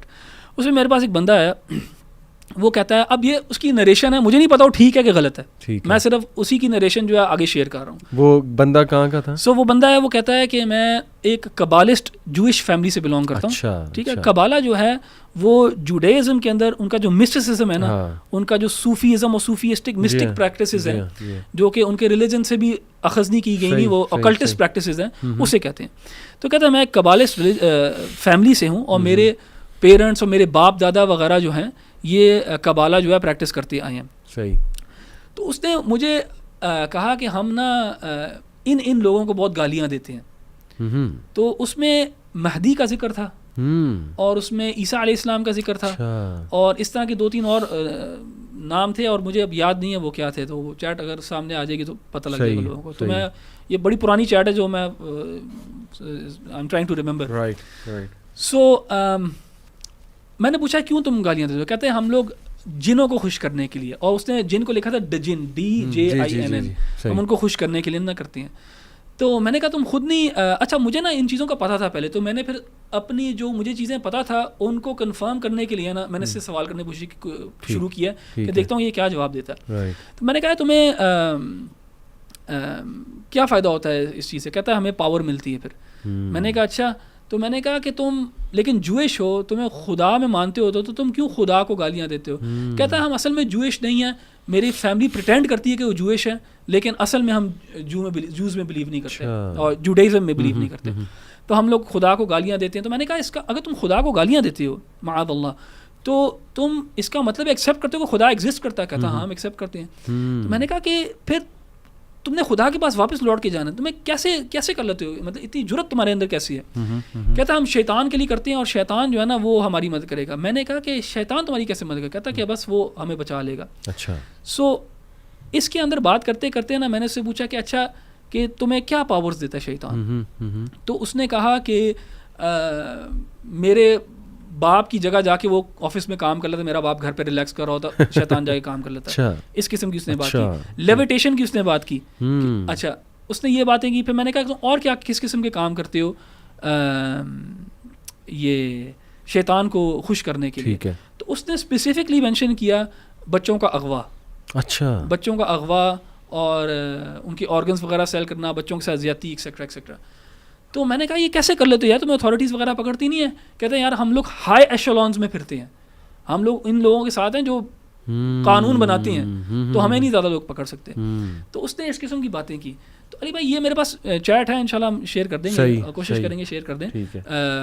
और हो सकता है कि मैं स्पेसिफिक डिटेल्स भूल रहा हूँ क्योंकि बहुत पुरानी बात हुई थी, तो ये देख लीजिए, ऑडियंस देख सकेगी कि क्या उसमें बात हुई है। लेकिन जब उसने शैतान वाली बात की ना, तो मुझे ना जो आपने भी बात की है और जब मैं छोटा होता था हम लोग टॉम एंड जेरी के कार्टून्स देखा करते थे, और टॉम एंड जेरी के कार्टून में ना कभी कभार वो शैतान दिखाते थे, और कार्टून्स में शैतान दिखाते हैं जी वो जहन्नम में होता है, शैतान हेलफायर में है, लेकिन शैतान हेलफायर में जल नहीं रहा होता, शैतान हेलफायर में रूल कर रहा होता है, रूल कर रहा, ठीक है। सो ऐसा था, इससे बात करते करते मुझे वो याद है, मैंने कहा यार ये समझते हैं कि शैतान जो है ना वो मालिक है हेल फायर का, और वो सजा देता है, शैतान सजा देता है जहन्नम में, तो ये इन लोगों को बचा लेगा। बिल्कुल, ठीक है। और देखिए कुरान में अल्लाह ताला ने कुरान में बताया कि शैतान कहेगा आखिरत वाले दिन कि अल्लाह ताला ने तुम्हारे साथ वादा किया तो उसने अपना वादा पूरा किया, मैंने भी वादा किया लेकिन मैंने तुम्हें गुमराह किया, तुम्हें मैंने झुटलाया। तो ये सारी चीज़ें देख के ना ऐसा लगता है कि शैतान शायद वाकई में कुछ लोगों के साथ एक्सप्लिसिट वादे करता है, ऐसे और उनको ये बात बाकायदा कहेगा वो। कुछ लोगों के साथ तो वसवसा करता है उनके दिनों के अंदर, लेकिन कुछ लोगों के साथ शायद एक्सप्लिसिटली फिजिकली। ये कोट एलिस्टर क्रॉले का, this serpent Satan is not the enemy of man, but he who made gods of our race, knowing good and evil, he bade know thyself and taught initiation. अब उस time पे शायद इसने जब ये बात की हो इसका मजाक उड़ता हो, लोग हंसते हो, लेकिन आज इस बात पे हॉलीवुड की टीवी सीरीज बन रही, थीम्स आ रही हैं, पूरी बुक्स आ रही हैं इस पे। यानी देखे ना, एक बंदे ने एक बात की, या वो स्किज़ोफ्रेनिक है, वो पागल है, या रियल में वो अगर लेट्स से सेटनिस्ट भी है, लेकिन आपने किस तरह उस चीज़ को पिक करके अपनी उन चीज़ों में इंस्टिल करना शुरू किया, और इवन उसको एक सिस्टमेटिक तरीके से आपने जो है वो प्रमोट करना शुरू किया, तो कुछ तो देखें है ना। ये तो नहीं कहा जा सकता कि नहीं जी ये सारी ही बोंगी बातें हैं, ऐसा कुछ भी नहीं है। भाई आपके सामने चीज़ें हो रही हैं, हाउ कैन यू से कि ये नहीं हो रहा। ये जो आपने बात की पीडोफीलिया की, क्या ये सोसाइटीज़ एग्जिस्ट नहीं करती हैं? क्या इल्ज़ामात नहीं लगे हैं बड़े बड़े इवन ऐसे लोगों पे, एक्टर्स पे, पॉलिटिशियंस पे, लॉ मेकर्स पे, कि वो इस चीज़ में इन्वॉल्व है? बोहेमियन ग्रूव का आपने नाम लिया, वो जो है वो चीज़ आपको नज़र आ रही है। तो देखें कुछ तो अहमद भाई है, ये हमने इस्टेब्लिश किया, तो बाकी ऑडियंस पे छोड़ते हैं कि वो खुद फैक्चुअल कितना। मैं ये 100% सर्टेनिटी के साथ कह सकता हूँ कि स्मोक है, एंड उस स्मोक होने की वजह से मैं इन्फर कर सकता हूँ कि फायर भी है। सही।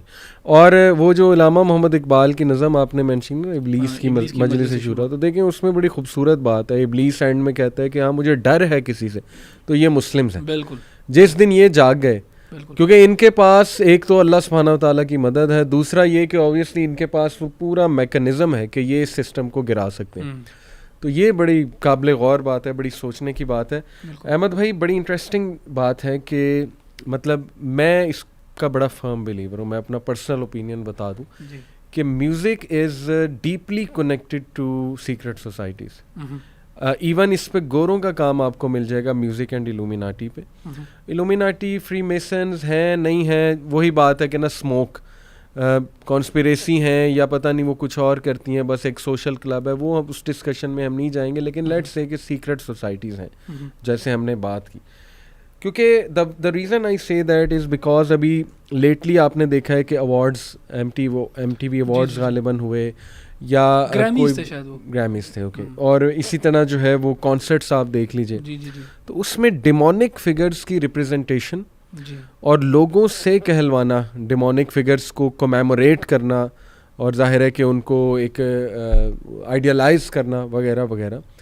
तो इसी तरह मैं आपको बताऊं कि मैं एक बार एक चीज़ देख रहा था, उसमें रिहाना जो ये सिंगर है, फीमेल सिंगर, उसका एक जुमला उन्होंने मेंशन किया हुआ था कि वो ये कहती है कि जब मैं स्टेज पे जाती हूँ, आई थिंक रिहाना थी या बेयोंसी थी, आई जस्ट फॉरगॉट, तो उसने कहा था कि जब मैं स्टेज पे जाती हूँ तो मैं नहीं अपना आप नहीं हूँ, मैं अपने आप को लूज़ कर देती हूँ और मेरी जगह कोई और वहाँ परफॉर्म करते हैं। यानी इट इज़ एज इफ़ कि मेरे अंदर जो है ना वो एक सोल आ जाती, एक नई रूह जो है वो आ जाती है।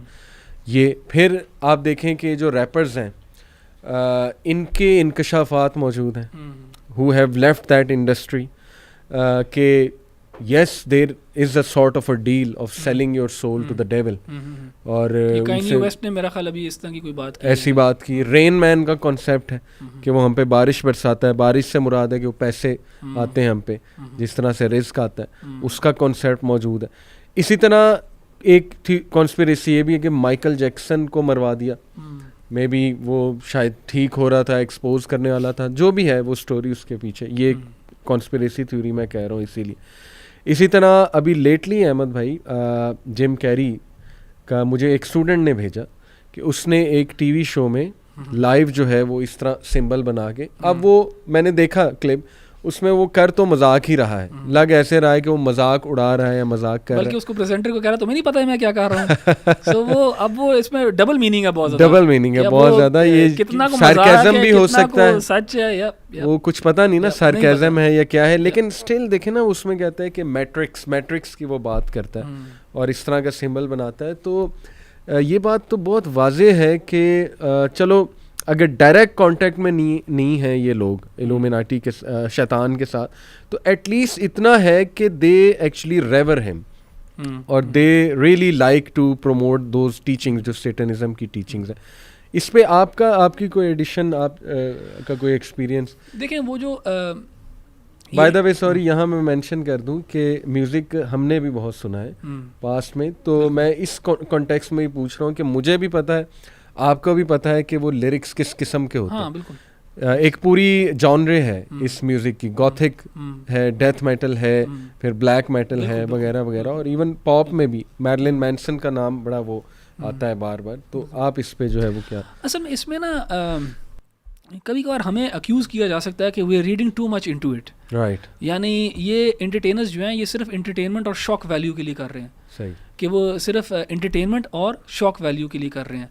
वो कर ही इसलिए ले हैं, उन्होंने ये किया ही इसलिए अवार्ड्स के ऊपर, ताकि आप और मैं इसके बारे में बात कर सकें, ओह देखा उन्होंने क्या किया, शैतान आ गया वहाँ पे, या एज ए आर्ट कर रहे हैं, या एज एन आर्ट कर रहे हैं। So this is their side of the story कि यार ये तो हम शॉक वैल्यू के लिए कर रहे हैं, आर्ट के लिए कर रहे हैं, लेकिन चले हम एक्सेप्ट भी कर लेते हैं इन चीज़ों की वजह से कर रहे हैं, लेकिन इनको ना they have to when they have to perform, इनको एक पर्सोना अपनाना पड़ता है, इनको एक मोड के अंदर आना पड़ता है, एक कोट एंड कोट पोजीशन के अंदर आना पड़ता है।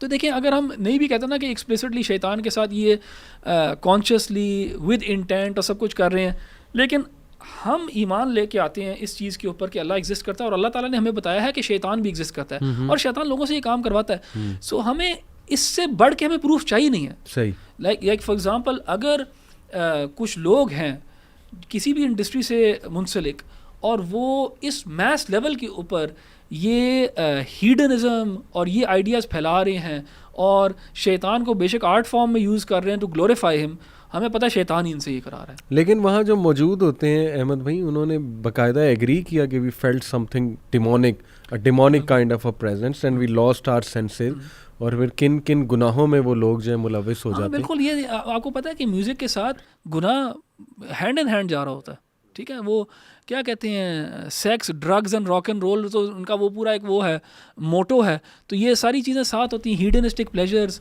तो ये मीडिया के साथ जो है ना ये चीज़ जुड़ी हुई है। एंड जैसे आपने कहा कि कुछ हैं आर्टिस्ट्स हैं, कुछ सिंगर्स, एक्टर्स वगैरह जिन्होंने इन चीज़ों का एतराफ़ भी किया है। बिल्कुल, एंड फिर उनको ये रहते भी एक डिप्रेसिव स्टेट के अंदर हैं, ये खुश नहीं होते, और they say there is no way out.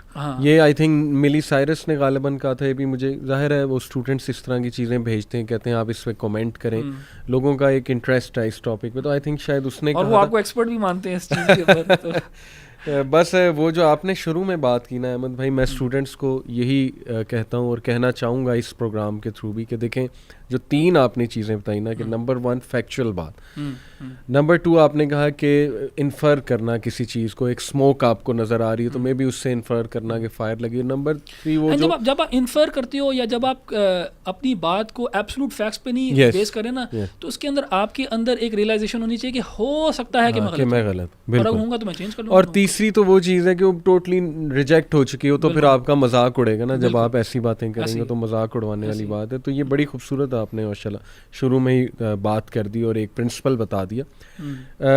What about Simpson's जो है उसके बारे में मैं पढ़ रहा था कि आता है जी कि वो भी अकल्ट साइंटिस्ट हैं जो सिम्पसन्स को बनाने वाले हैं, और उनके पास ऐसा नॉलेज है कि वो उन चीज़ों को दिखा देते हैं, but on the other hand इसको वो भी किया है काफ़ी लोगों ने, क्या कहते हैं जी, डिसाइफर। तो उन्होंने ये कहा कि ये पॉसिबल है कि अगर किसी को पॉलिटिक्स या सोशोलॉजी या आप कह लीजिए बायोलॉजिकल साइंसेस का अच्छा नॉलेज है तो बहुत सी चीज़ें वो प्रेडिक्ट करके दिखा सकता है। दूसरा, इसको नेगेट करने वाले ये कहते हैं कि नहीं, वो एपिसोड्स फ्यूचर की ही थी लेकिन उनको दिखाया ऐसे जा रहा है, डिपिक्ट ऐसे किया जा रहा है उसमें तस्वीर में, जैसे वो पास्ट में कोई उन्होंने प्रेडिक्शन की थी, जैसे ट्रंप के प्रेसिडेंट बनने की प्रेडिक्शन की, कोरोना वायरस के बारे में आता है।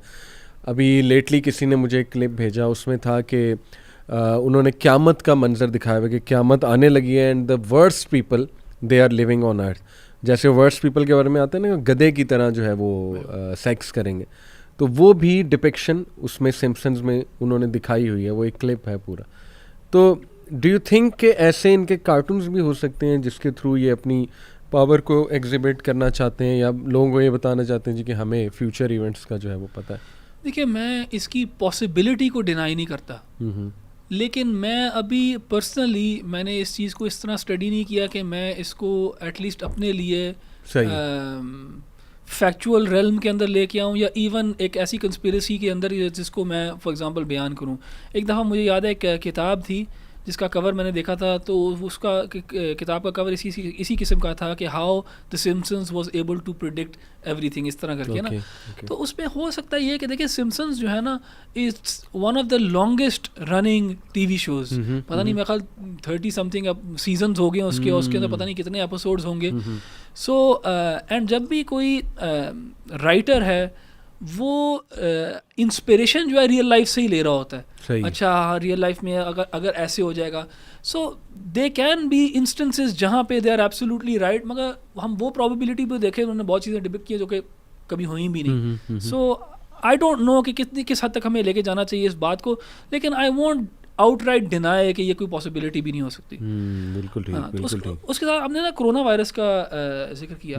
कोरोना वायरस जो है ना एक बड़ा एक रीसेंट इंसिडेंट है, और इसके अंदर भी ना हमें नज़र आता है कि कैसे द पावर्स एट बी जो हैं, देखें, अगर आज आप किसी से पूछेंगे ना कि who runs the world today, right, तो उसमें सिर्फ अब पॉलिटिशियंस और मिलिट्री जनरल्स और लीडर्स की बात नहीं है, लेकिन बिग टेक, बिग कॉरपोरेशंस की भी बात है, बिग फार्मा, बिल गेट्स जैसे लोग, जेफ बेजोस जैसे लोग, इलॉन मस्क जैसे लोग के जो इन्वेस्टमेंट्स कर रहे हैं, ये मेडिसिन इंडस्ट्री में, फार्मास्यूटिक्स में। सो ये इसको मतलब बिग टेक, बिग फार्मा, ये जो हैं ये बेसिकली इनके पास अब इतना ज़्यादा रेवेन्यू है।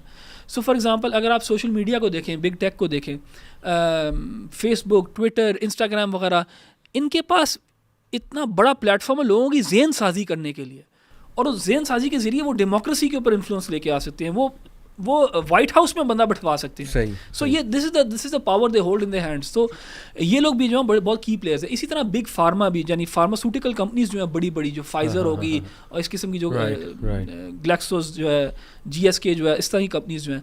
अब ये कोरोना वायरस वाला जो है सारा जो ये पिछले जो 2-3 साल हमने देखा है कितने लोगों की डेथ्स हुई हैं, इसके ऊपर you know there is a lot of, वो जो 3 मैंने डब्बे बनाए ना, factual, conspiracy and absolutely false. Conspiracy के अंदर बहुत ज़्यादा बातें हैं कोरोना वायरस से रिलेटेड, एंड मैं व्यूअर्स को एक डॉक्यूमेंट्री रेकमेंड करूँगा कि वो ज़रूर देखें ये, एंड फिर वो खुद ही देखें कि ये कौन लोग हैं जो इस तरह के फैसले कर रहे हैं इंसानियत के साथ। कि उस डॉक्यूमेंट्री का नाम है डाइड सडनली। ये शायद यूट्यूब पर ना मिले, वो एक ऑल्टरनेटिव प्लेटफॉर्म है रंबल के नाम से, उसके ऊपर अगर आप देखेंगे तो आपको पूरी वो डॉक्यूमेंट्री मिल जाएगी। उस डॉक्यूमेंट्री में उन्होंने दिखाया है कि कैसे कुछ वैक्सीन्स ने एडवर्स इफेक्ट्स कॉज किए हैं, और जैसे उसका नाम है डाइड सडनली, कैसे लोग जो हैं in their 30s they have died suddenly. And फिर आपको पता है कि ये वेस्ट के अंदर जब ये डेथ हो जाती है, हमारे यहाँ तो मैयत को जल्दी वो गुस्ल दिलाते हैं और फिर उसको जो है दफना देते हैं कुछ ही अगले दिन ही या कुछ ही घंटों के अंदर। वेस्ट में ये ट्रेडिशन है कि उसको बॉडी को ज़रा देर के लिए रखते हैं, तो उसको देर के लिए रखने के लिए उसको इम्बाम करते हैं वो। सो उसके अंदर जो है ना, बॉडी के अंदर वो कुछ ना कुछ फ्लूइड इंजेक्ट करते हैं जिससे बॉडी थोड़ी सी प्रिजर्व्ड रहती है। सो इम्बाम करते हैं। सो उस डॉक्यूमेंट्री के अंदर जो फ्यूनरल होम्स हैं, जो लोग इम्बाम करते हैं, उन्होंने दिखाया है कि कैसे इम्बाम करते वक्त उनको पता लगा कि लोगों के वैक्सीनेटेड लोगों के अंदर से इतने इतने बड़े बड़े 6 इंचेस के क्लॉट्स निकल रहे हैं, अच्छा, जिसकी वजह से उनका जो है ना सडन उनको कोई स्ट्रोक हुआ या हार्ट अटैक हुआ, जिसकी वजह से वो मायोकार्डाइटिस कहते हैं इस किस्म के हार्ट अटैक को, कि इस किस्म की हार्ट अटैक से लोग जो है ना दे वर ड्रॉपिंग डेड, डाइड सडनली इसका नाम है। तो ये भी जो है ना, इसी तरह द रियल एंथनी फाउची के नाम से एक प्रोग्राम है, वो भी देखें, जिससे आपको पता लगेगा कि ये लोग जो हैं ये किस किस्म के फैसले कर रहे हैं नोइंगली। और यहाँ पे बहुत ज़्यादा फैक्चुअल रेल्म के अंदर बातें हैं इस डॉक्यूमेंट्री में शेयर्ड। तो all of this ties into this idea कि ईवल जो है उसकी बहुत ज़्यादा प्रिवेलेंस है दुनिया के अंदर, और हमें पता है कि ईवल के पीछे जो है शैतान है, और शैतान इंसानियत के लिए खैर नहीं चाहता बिल्कुल भी। तो ये all of this is connected, और हमारे पास अगर और टाइम हो तो हम और ज़्यादा एविडेंसेस लेके आ सकते हैं। मैंने आपके साथ अभी जिक्र किया था कि मैं 2 चैट्स का और एक इंसिडेंट का जिक्र करूँगा। मैं ख्याल टाइम की किल्लत की वजह से मैं शायद चैट वाला का सिर्फ थोड़ा सा बता देता हूँ। आपने अभी एक जिक्र किया था कि शैतान जो है उसने लोगों को बहुत गुमराह किया, ये उनको बता के स्पिरिचुअलिज्म है ये, सही, इसी तरह की आपने बात की थी ना। बिल्कुल। इसी तरह मेरे पास ना यूके से एक लड़का आया था जो एक इस्लामिक सूफ़ी मौलवी फैमिली से बिलोंग करता था, अच्छा, इंग्लैंड से। ओके। एंड उसकी भी चैट मेरे पास पूरी जो है मैंने सेव की हुई है, और वो बताता था कि उसके माँ बाप, ख़ास तौर पे उसकी दादी जो है वो किस किस्म के जादू में और किस किस की चीज़ों में इन्वॉल्व थी। तो वो तो उसको देख रहे थे फ्रॉम ए हलाल लेंस की, बिल्कुल ठीक है, लेकिन उनके उस अमल के लिए, अमल को इफ़ेक्टिव होने के लिए ना उसके माँ बाप को गलत काम करने पड़ते थे। अच्छा, हाँ, सो उसको बाकायदा उस चैट में पूरी चीज़ मेंशन्ड है, तो कभी वो भी मौका मिला तो आप साथ शेयर करूँगा। बिल्कुल बिल्कुल, that will be interesting. Ahmed भाई, जो सैटेनिक सिंबल्स हैं, सिंबलिज्म भी बहुत बढ़ता जा रहा है गेम्स में, मूवीज़ में तो काफ़ी अरसे से चला ही आ रहा था। अब इवन ऐसे कैरेक्टर्स हैं गेम्स में, डिमोनिक किस्म के कैरेक्टर्स, फिगर्स, फिर डार्क थीम्स, और बाकायदा सबलिमिनल मैसेजेस ऐसे हैं। और कुछ गेम्स में मज़हब की, खुसूसन इस्लाम की तज़हीक है, बाकायदा वो चीज़ें डायरेक्ट दिखाई हुई हैं जो हमारे सिंबल्स हैं, रिलीजियस सिंबल्स हैं, और उनका मजाक उड़ाया हुआ है। रेजिडेंट ईवल जो है उसमें ऐसा मौजूद है, डेविल में क्राई में इस तरह की चीज़ जो है वो मौजूद है, और भी काफ़ी गेमें हैं। तो मैं आपके सामने कुछ स्टैटिस्टिक्स रखता हूँ। आजकल हमारे जो बच्चे हैं वो क्या कर रहे हैं, ये वैसे हैं पुराने स्टैटिस्टिक्स अहमद भाई, 2017 के, अब तो पता नहीं, it would have jumped up obviously. 9,000 games released every year, और studies have shown that the average time spent playing to be around 13 hours per week average. 80% is explicit content, R-rated. Most sold game, guess the name, most sold game, Grand Theft Auto. Grand Theft Auto 5, yep. Profanity, nudity, crime, drugs. 12 severe instances of sex इसमें Grand Theft Auto, yep. तो फिर strip clubs, ये सारी चीज़ें इसमें grand theft auto की मैं आपको जो है वो अभी बता रहा हूँ। लेकिन ये देखें कि this is the most sold game, यानी ग्लैमराइज इतना किया गया है इस चीज़ को। और ये शायद ह्यूमन नेचर भी है अहमद भाई, कि जो चीज़ ईवल है वो शायद ज़्यादा अट्रैक्ट करती है, और नफ्स अम्मारा का इसमें बड़ा रोल है, ज़ाहिर है उसको कंट्रोल करने का हमें हुक्म भी दिया गया। अच्छा, इसी तरह मूवीज़ की तरफ आएँ तो आपको पता है कि स्टैटिस्टिक्स मौजूद हैं कि आज की मूवीज़ को कंपेयर किया जाए 1980s की मूवीज़ या उससे पहले की मूवीज़ से, तो ये जो यूज़ ऑफ एफ वर्ड है और ये जो यूज़ ऑफ स्लैंग है या गंदी लैंग्वेज जिसे आप कह लीजिए, ये पता नहीं, it has jump to like 400%। अब तो उसको बीप भी नहीं किया जाता, अब तो उसको बीप भी नहीं किया जाता, राइट। और जो रेटिंग आपने जैसे मेंशन की ना, पहले लेट्स से PG-17 कोई चीज़ होती थी, वो अब PG-13 के अंडर आ रही है। और गेम्स का ये हाल है कि अगर आप एक कैरेक्टर को म्यूटिलेट कर देते हैं या उसको डिसफिगर कर देते हैं तो उसको वो PG-13 की रेटिंग देते हैं, यानी you can disembowel character but that game is going to have a PG-13 rating. यानी आप सोचें कि बच्चों के जहन पे क्या असर जो है उस गेम का पड़ सकता है, लेकिन इट्स जस्ट PG-13। इसी तरह टीवी इंडस्ट्री की बात करें तो the most watched TV series obviously game of thrones. इसकी हम सबको पता है कि इसका क्या थीम थी और किस किस्म की गंदगी इस टीवी सीरीज़ में जो है वो दिखाई गई। इंसेस्ट है, ऑर्जीज, ब्रॉथल्स, एक्स्ट्रा मैरिटल अफेयर्स वगैरह वगैरह एवरीथिंग, लेकिन वो बड़ी मशहूर हुई और बड़ी फेमस गई। तो ये सारी चीज़ें अगेन इस बात की का बोलता एक जीता जागता सबूत हैं कि सेटनिज़म का और इल्यूमिनाटी या ये जो भी सीक्रेट सोसाइटीज़ हैं उसका बहुत गहरा ताल्लुक है मीडिया के साथ। जहन साजी कर रहे हैं, बिल्कुल जहन साजी कर रहे हैं, बिल्कुल, इन्फ्लुएंस भी कर रहे हैं, हाँ, जहन साजी भी कर रहे हैं। बल्कि most of these people, actors, actresses वगैरह या म्यूजिशियंस जो हैं, जैसे मैंने पहले भी कहा, वो उन सिंबल्स का इस्तेमाल करते हैं। आप देखें कि ये जो पिरामिड का सिंबल है, वन आइड सिंबल है, कितना ज़्यादा इसको मेंशन किया था। इवन डॉलर का जो बिल है उसमें पिरामिड का सिंबल है। उसकी इंटरप्रिटेशन खैर वो करते हैं कि ये पीक ऑफ सक्सेस है, लेकिन वो जो वन आई दिखाई वो कहते हैं आई ऑफ गॉड है, द ऑल सीइंग आई। तो if we go back to history, जो इजिप्शियंस थे उनमें ये वन आइड गॉड का कॉन्सेप्ट मिलता है। होरस आई थिंक के उसका वो फॉल्स गॉड जो था उसका होरस नाम था। इसका इजिप्शियन हेर्मेटिज्म में, क्रिश्चियन नॉस्टिसिज्म में, जूइश कबाला में, एल्केमी और वेरियस प्रैक्टिसेस एंड बिलीव जो अभी हमने डिस्कस किए थ्रू आउट हिस्ट्री, मेरा ये मानना है अहमद भाई कि one thing has been constant and that thing is worship of शैतान, एक्सप्लिसिटली और indirectly, but it has occurred in different shapes and forms.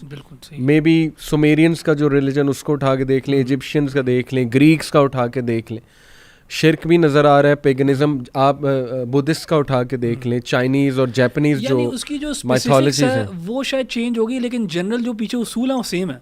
Symbolism है, आइडल्स हैं, फर्क नाम होंगे, कोई बाल कहेगा, कोई मोलॉक कहेगा, कोई कुछ और कहेगा, लेकिन है सेम चीज़ है। और उससे कितने लोगों की ज़िंदगियाँ तबाह हो गई हैं, बिल्कुल, कितना नुकसान हो गया है, कितने बच्चों की ज़िंदगियाँ तबाह हो गई हैं। लोग तो बात की बात है, बच्चों की ज़िंदगियाँ तबाह हो जाती हैं। बल्कि अभी रिसेंटली एक वो ब्रांड है, मतलब इटालियन ब्रांड है, फैशन ब्रांड, बैलेंसियागा के नाम से, उन लोगों ने ना अपनी कोई कैंपेन निकाली अपने कोई प्रोडक्ट्स की, तो उसमें उन्होंने ना बच्चों को, छोटे बच्चे जो हैं उनको मॉडलिंग करा के कुछ कपड़े पहनाए हुए, तो कुछ चीज़ें ना, एंड उसके अंदर जितना भी सिंबलिज्म था वो पीडोफिलिया से रिलेटेड था।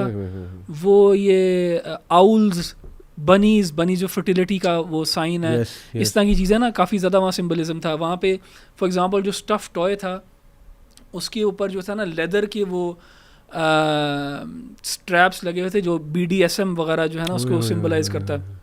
तो ये कंट्रोवर्सी बड़ी अभी मेन स्ट्रीम हो गई थी, यानी बहुत लोगों ने आवाज़ उठाई थी कि यार तुमने वेस्ट के अंदर आवाज़ उठी थी कि बच्चों का फोटोशूट किया हुआ तुमने, ये चीज़ें क्या हैं, व्हाट डज दिस मीन। और वो बैलेंसियागा जो है ना उसकी स्पेलिंग है BAL फिर ENCI इस तरह करके, BALEN। अच्छा, उन्होंने जो उस फोटोशूट के अंदर एक ना इस तरह करके एक जैसी कोई टेप होती है या रिंग होता है वो पड़ा हुआ था, और उसमें लिखा था BAALEN, तो वो बाल भी उधर आ गया, और मगर वो एक एक्स्ट्रा ए उसकी स्पेलिंग के अंदर आया हुआ था जो कि ओरिजिनली एग्जिस्ट नहीं करता। सो इस किस्म की जो सिंबलिज्म है, इस चीज़ों इस इनकी झलकियाँ दिखाना जो है, ये एक कांस्टेंट फीचर रहा है पेगनिज्म के अंदर, शिर्क के अंदर, ओकल्टिज्म के अंदर और सेटनिज्म के अंदर, सिंबलिज्म जो है। और this tells us what a great blessing Islam is, अल्हम्दुलिल्लाह। यानी अल्लाह सुब्हानहू व तआला loves human beings and literally it is like कि अल्लाह सुब्हानहू व तआला वांट्स, ऐसा ही है, ट्रुथ भी यही है, अल्लाह वांट्स के सारे बच जाए। और अल्लाह ने देखे उन चीज़ों से मना ही फरमा दिया। कई लोग बहस करते हैं जी म्यूज़िक क्यों हराम है, वो दलाइल लेकर आते हैं, बड़ा कुछ लाते हैं, वो बड़ा मिक्सअप करते हैं लिरिक्स को, वो म्यूज़िकल इंस्ट्रूमेंट्स के साथ मिक्सअप करके ना दलाइल दे रहे थे कि नहीं जी हमें तो बड़ी एनर्जी मिली, शायरी बड़ी, वही वो लिरिक्स हैं। लेकिन हम बात करें म्यूज़िकल इंस्ट्रूमेंट्स के डिज़ास्टर्स इफ़ेक्ट्स की, आपके इमोशंस के ऊपर, आपकी अकल के ऊपर। तो मैंने जैसे पहले कहा ना अहमद भाई, थाउजेंड्स क्या billions of lives have been literally destroyed, billions of people have कहना तो मैं नहीं चाहता, लेकिन शैतान ने लिटरली उन्हें हेल फायर की तरफ जो है वो लगाया हुआ है। और दिस टेल्स अस कि कितना ज़रूरी है दीन हक को प्रोपेगेट करना, अल्लाह सुब्हानहू व तआला का कॉन्सेप्ट जो है वो लोगों को देना, हमारी यूथ को देना। और at the end of the day वही बात है अहमद भाई कि शैतान हैज़ नो पावर। जिस तरह से उसको दिखाया जाता है वो बिल्कुल गलत कॉन्सेप्ट है, और उसके मैकिनेशन, उसकी जो साजिशें हैं वो वीक हैं, अल्लाह सुब्हानहू व तआला ने जो है वो कह दिया। फिर ये कि बिस्मिल्लाह आप पढ़ो। मुझे वो एक शेख थे, उन्होंने कहा कि यार ये लोग काफ़ी कहते हैं हम पे जादू हो गया, ये हो गया, वो हो गया, शैतान आ गया, जिन आ गया, पोजेशन हो गई। उन्होंने कहा देखें, मेरा तो ये बिलीफ है कि आप बिस्मिल्लाह पढ़ के दरवाज़ा बंद करें, बर्तन को ढकें, बिस्मिल्लाह पढ़ के पानी पिए, तो इवन इबलीस आपके करीब नहीं आ सकता। तो बड़ा उनका ज़बरदस्त स्ट्रॉन्ग बिलीफ मुझे लगा। तो this is as simple as that कि अल्लाह ने हमें वो पावर्स दे दी हैं, वो प्रोटेक्शन भी दे दी है, और वाकई ही ऐसा महसूस होता है कि इबलीस डरता है तो मुसलमानों से जो है वो आ जाके डरता है। वैसे अहमद भाई, what is Bill Gates up to? इस पे काफ़ी आजकल जो है मैं पढ़ रहा हूँ, देख भी रहा हूँ, आई एम श्योर आप भी देख रहे हैं, तो what is he up to these days? उसको फ़ोन करके पूछता हूँ क्या हो रहा है, क्या हाल चाल है, सब ठीक है, क्या कर रहे हो आजकल, पूछेंगे बिल गेट्स जानी क्या सीन है किन किन कामों में पड़े हुए हैं आजकल। बिल्कुल। उससे पहले जो आपने बात की ना, उसके ऊपर थोड़ा सा मैं टच करना चाहूँगा कि ये बड़ी इंपॉर्टेंट बात की आपने, क्योंकि इस शो के अंदर हम ये तासुर बिल्कुल नहीं देना चाहते कि शैतान is in control, Allah is in control. Allah ताला ने मोहलत दी हुई है शैतान को भी और हमें भी, हमें फ्री विल दिया हुआ है। एंड जब तक इंसान चाहे ना, वो तब तक शैतान को तक़वियत नहीं दे सकते, उसको पावर नहीं दे सकते। और जैसे कि आपने कहा, अल्लाह ताला ने कुरान में कहा ना कि इन कैद शैतानी काना दईफ़ा, कि verily the plot of Satan is weak. बिल्कुल, ठीक है, बहुत यानी कमज़ोर है उसका प्लान। सही है, उसका प्लान कमज़ोर है, लेकिन तुम इंसान जो हो उसकी प्लान को तक़वियत देते हो, उसको फॉलो करके, उसके प्रोडक्ट बन के, उसके कंज्यूमर बन के। सो मैं तो कोशिश करता हूँ कि हमेशा अपने जो स्टूडेंट्स हैं और ऑडियंस हैं उनको ये मशवरा दिया जाए कि देखें, ये चीज़ें अगर मार्केट में एग्जिस्ट करती हैं, वो इसलिए एग्जिस्ट करती हैं कि इनके ग्राहक हैं। ये प्रोग्राम्स एग्जिस्ट करते हैं, ये म्यूज़िक एग्जिस्ट करता है, ये वीडियो गेम्स एग्जिस्ट करते हैं, क्यों? क्योंकि इनका बायर है। सही। जिस दिन आप इसको ख़रीदना छोड़ देंगे, ये शेल्फ से भी उठना शुरू हो जाएगा। सही। जिस दिन आप ये ड्रामे देखना बंद कर देंगे, उस दिन ये ड्रामे भी चेंज हो जाएंगे। सही। क्योंकि देखें, उन्होंने रेवेन्यू जनरेट करना है, उनको व्यूअरशिप चाहिए। अगर आप रिजेक्ट करेंगे तो ये भी चेंज हो जाएंगे और आप शैतान के प्लान को उसकी ओरिजिनलिटी पे लेके जाएंगे, उसको कमज़ोर करेंगे। लेकिन अगर आप और मैं कंज्यूमर बन जाते हैं इन चीज़ों के, हम उन ड्रामों को देखते हैं, हम कहते हैं नहीं यार, मुझे तो ज़्यादा फ़र्क नहीं पड़ता यार, मेरी तो इम्यूनिटी हुई हुई है। हम उसको कर रहे हैं, हम उसको अगर वो कंज्यूम कर रहे हैं, हम उसके प्लान को तक़वियत दे रहे हैं, उसमें जो है ना एक टैसिट अप्रूवल है हमारा, और ये अल्लाह ताला हमसे ये सवाल पूछेगा।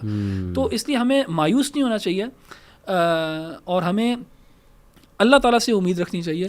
एंड जो लोग अल्लाह ताला को ज़्यादा याद करते हैं, जो लोग अल्लाह ताला को अपनी ज़िंदगी में इम्पोर्टेंस देते हैं, अल्लाह ताला उनके लिए भी, उनकी भी आंखें ऐसे खोल देता है कि उनको नज़र आने लग जाता है कि यार ये क्या हो रहा है, क्या नहीं हो रहा। यानी बहुत सारे लोग हैं, वो शायद ये मीडिया कंज्यूम करते हैं, लेकिन उनको पता ही नहीं लग रहा, नज़र ही नहीं आ रहा कि इसमें कितना हार्म है उनके लिए भी और सोसाइटी एट लार्ज के लिए। मुझे फुज़ैल इब्ने याद का एक कोट याद आ गया अहमद भाई, सेड के परसिस्टेंटली फॉल्सहुड को देखने से ट्रुथ की पहचान चली जाती है। बिल्कुल ऐसे ही है, बड़ा ज़बरदस्त ऐसे कि आपकी वो आँख ही बंद हो जाएगी, आपको पता ही नहीं लगेगा हक क्या है, बातिल क्या है, अल्लाह क्या चाहता है, क्या नहीं है। आपको क्या, ये तो बिल्कुल इसमें तो कुछ नहीं है, सारे देख रहे हैं, सारे आप डिसेंसिटाइज हो गए। वो मैंने पहले बात की ना कि कुरान के साथ जुड़े, दीन के साथ जुड़े, अपने आप को रीसेंसिटाइज करें, फिर इन चीज़ों को देखना शुरू करें। आपकी आंखें जो हैं वो एक और अंदाज में देखेंगी। बिल्कुल सही, एब्सोल्युटली। जहाँ तक कि बिल गेट्स का मामला है, उसको पूछेंगे इंशाल्लाह, ये पॉडकास्ट खत्म होता है, पूछता हूँ क्या हो रहा है, क्या नहीं हो रहा। लेकिन बिल गेट्स जो है ना, वो बहुत अजीबोगरीब चीज़ें कर रहा है। रिसेंटली बहुत एक कॉन्ट्रोवर्शियल फिगर बन गया, एंड उसकी कॉन्ट्रोवर्सी की वजह ये है कि उसने कुछ स्टेटमेंट्स और कुछ उसके प्रोजेक्ट्स हैं जो सवाल उठाते हैं उसके ऊपर। So for example, Bill Gates का overemphasis on vaccination and vaccines and अगर पॉपुलेशन रिडक्शन, हाँ, इस चीज़ का बहुत जिक्र करता है बिल गेट्स। डी पॉपुलेशन का बहुत ज़्यादा जिक्र करता है कि हमारा जो दुनिया का सबसे बड़ा मसला है वो ये है कि रिसोर्सेज लिमिटेड है, लेकिन पॉपुलेशन बहुत ज़्यादा बढ़ती जा रही है। तो इसका सोल्यूशन ये है कि पॉपुलेशन कम होनी चाहिए। इसका क्या मतलब है? पॉपुलेशन कम होनी चाहिए का क्या मतलब है? बिल्कुल कि अबॉर्शन ज़्यादा कर दो, फर्टिलिटी रेट ज़्यादा नीचे कर दो, कत्लो गारत शुरू कर दो, एक्सेट्रा एक्सेट्रा एक्सेट्रा। तो ये एक सवालिया निशान है कि where is he coming from. Number 2, अगर तो जो मैंने एक डॉक्यूमेंट्री रिकमेंड की है, डाइड सडनली, अगर लोग उसको देखें और फिर बिल गेट्स का रोल देखें वैक्सीनेशन के अंदर, तो may be they will also say कि यार कोई क्वेश्चन मार्क है। अगेन मैं कोई इधर हुक्म नहीं लगा रहा किसी को, लेकिन मैं कह रहा हूँ कि कुछ कंट्रोवर्सी है, स्मोक है। इसी तरह इस वक्त Bill Gates is someone who is the leading agricultural land owner in the US. उसने पता नहीं कितने थाउजेंड्स ऑफ एकर्स हुआ है खरीद रहा है. एंड अगर आप इस चीज़ को सर्च करना शुरू करेंगे कि अब लोग कहना शुरू हो रहे हैं कि अभी जो क्राइसिस आने लगा सबसे बड़ा, वो फैमिन का क्राइसिस आने लगा है, फूड शॉर्टेजेस का क्राइसिस आने लगा. मुझे याद है अली भाई 2000 मेरा ख्याल 2008, 9, 10 इस टाइम के अंदर मैंने एक डॉक्यूमेंट्री देखी थी BBC की. उसका नाम था the future of food. 3 parts के अंदर थी. मुझे याद है जब मैंने वो डॉक्यूमेंट्री देखी थी मैं बड़ा डिप्रेस हुआ था कि यार ये हालात हैं यार, इस तरफ जाएगी बात. एंड अभी भी अगर आप देखेंगे फूड क्राइसिस के बारे में ना बहुत लोग बात कर रहे हैं. एंड इवन अभी इंडिया में भी ये जो फार्मर्स का एक रिवोल्ट टाइप था, वो इसी चीज़ के ऊपर था कि गवर्नमेंट जो है ना कंट्रोल ज़्यादा चल रही थी एग्रीकल्चर का. सो इट सीम्स के ये जो इलीट्स हैं, जो कॉरिडोर्स ऑफ पावर में लोग हैं, वो इस चीज़ के बारे में बात कर रहे हैं कि फूड शॉर्टेजेस होंगी, इसलिए हमें फूड को कंट्रोल करना चाहिए. एंड इसलिए for example world economic forum के अंदर इस चीज़ को बाकायदा डिस्कस भी किया गया है. और डिस्कस किया गया है कि हमें जो GMOs हैं और जो जेनेटिकली मॉडिफाइड मीट है वो बनाना चाहिए कंजम्पशन के लिए. लोगों को इंसेक्ट कंजम्पशन के ऊपर लेके आना चाहिए. ये सारा डावोस के अंदर वर्ल्ड इकोनॉमिक फोरम के अंदर डिस्कस हो चुका है. क्लाउस श्वाब वगैरह ने अपनी किताब के अंदर भी इन चीज़ों को लिखा है. तो ये सारा जो है ना डूबियस काम है. मैं इन लोगों से खैर की ज़्यादा तवक्को नहीं करता. बिल गेट्स के जो पेरेंट्स थे वो प्लान्ड पेरेंटहुड का हिस्सा थे. अच्छा. और प्लान्ड पेरेंटहुड जो है उसने ये सारी अबॉर्शन वगैरह इस चीज़ को जो है ना राइज किया है. एंड अगर आप अबॉर्शन स्टेटिस्टिक्स देखें US के अंदर तो वो दे स्टैगरिंग कि कितने मिलियंस जो हैं ह्यूमन बीइंग्स अबॉर्ट किए जाती हैं. सो बिल गेट्स का काफ़ी डूबियस रोल है. तो अब मैं उसको फ़ोन करके कहता हूँ कि बास आ जा. I can't help but ask this question. बड़े ज़ोर से आ रहा है मुझे. क्वेश्चन इज़ कि इज़ बिल गेट्स दज्जाल? नहीं, इतना मैं अभी इतनी बड़ी अभी इसको मैं तीसरी कैटेगरी में रखूंगा. इसको तीसरी कैटेगरी, क्योंकि दज्जाल मुझे अभी तक उसके माथे पे कफारा नहीं नजर आया. एग्जैक्टली. और वन आई, और फिर जो क्लियरली नबी अकरम सल्लल्लाहु अलैहि वसल्लम ने साइंस बताए हैं. लेकिन जोक असाइड, देखें फितना दज्जाल हमारे यहाँ पाकिस्तान भी आके हमारे प्राइम मिनिस्टर्स वगैरह से आके मिलता है. कॉज ऑफ कंसर्न है ये. बस ये वही बात है, क्वेश्चन मार्क है एक कि ऐसा क्यों हो रहा है. लेकिन मैं ऑडियंस को ये कहना चाहूँगा, देखें कि फितना दज्जाल इज़ समथिंग सीरियस. नबी अकरम सल्लल्लाहु अलैहि वसल्लम जब भी उसके बारे में वार्न करते थे तो he was always very serious. सहाबा डर जाते थे कि अभी पीछे से निकल के आ जाएगा, ऐसा महसूस होता है. तो हमें पनाह मांगनी चाहिए और हमें अल्लाह ताला से दुआ करनी चाहिए कि हमें हमारी जनरेशन्स को उस फितने से भी बचाएं. बल्कि बेहतर है कि हमारे एज में ना ही हो, ना ही हमारे बच्चों की या हमारे ग्रैंड चिल्ड्रन की. हाँ, तो ये काफ़ी लोग चाहेंगे कि जल्दी जल्दी हो चीज़ें, इमाम मेहदी आ जाए ये वो. लेकिन बात ये कि दे डोंट रियलाइज कि वो व्हाट टफ टाइम्स, अल्लाह माफ़ करे, ईमान शेक होंगे. बिल्कुल. सुबह काफिर, शाम को मोमिन, या शाम को काफिर, सुबह मोमिन. हम लोग स्ट्रगल करते हैं सुबह फजर की नमाज पढ़ने के लिए. So how can we expect कि we will be people who will be able to. Allah ताला से दुआ तो करते हैं कि अल्लाह ताला हमें साबित कदम रखे ऐसे वक्त पे भी. लेकिन one should never wish for फितना, स्पेशली सच अ बिग फितना जिसके बारे में ना सिर्फ रसूलुल्लाह सल्लल्लाहु अलैहि वसल्लम ने बल्कि रिवायात के अंदर आता है कि सब अंबिया ने अपनी कौमों को इस चीज़ से डराया. तो so the way forward, because we have established this you can say view कि चलो एग्जैक्ट शायद एक्सप्लिसिटली शैतान इन्वॉल्व नहीं हो, या मे बी एक सैटेनिक वर्ल्ड ऑर्डर एक्सप्लिसिटली नहीं है, बट जाहिर है कि जहाँ जिस तरफ चीज़ें जा रही हैं वहाँ से यही महसूस हो रहा है, यही नज़र आ रहा है कि चीज़ें शैतान के मुताबिक ही चल रही हैं. तो what do you advise the parents and what do you advise the young generations कि वो इस दौर में, इस ख़तरनाक दौर में क्या करें? देखिए, जो जिस बात से हमने शुरू किया था ना, उसी को आंसर करते हुए कि इज़ शैतान रूलिंग द वर्ल्ड, मैं इसको इस तरह फ्रेम नहीं करना चाहूँगा कि येस ही इज़, क्योंकि that gives him a lot of power. Right, ठीक है, लेकिन does he have a lot of influence, right, and a growing influence on what is happening in the world right now? Most certainly. क्या वो explicit है और लोग explicitly उसकी इबादत वगैरह करती है? There is a very big possibility of that. Okay, मतलब मैं उसको उसको अगर मैं स्केल के ऊपर देखूं तो 70-30 की तरफ हूँ मैं, ठीक है।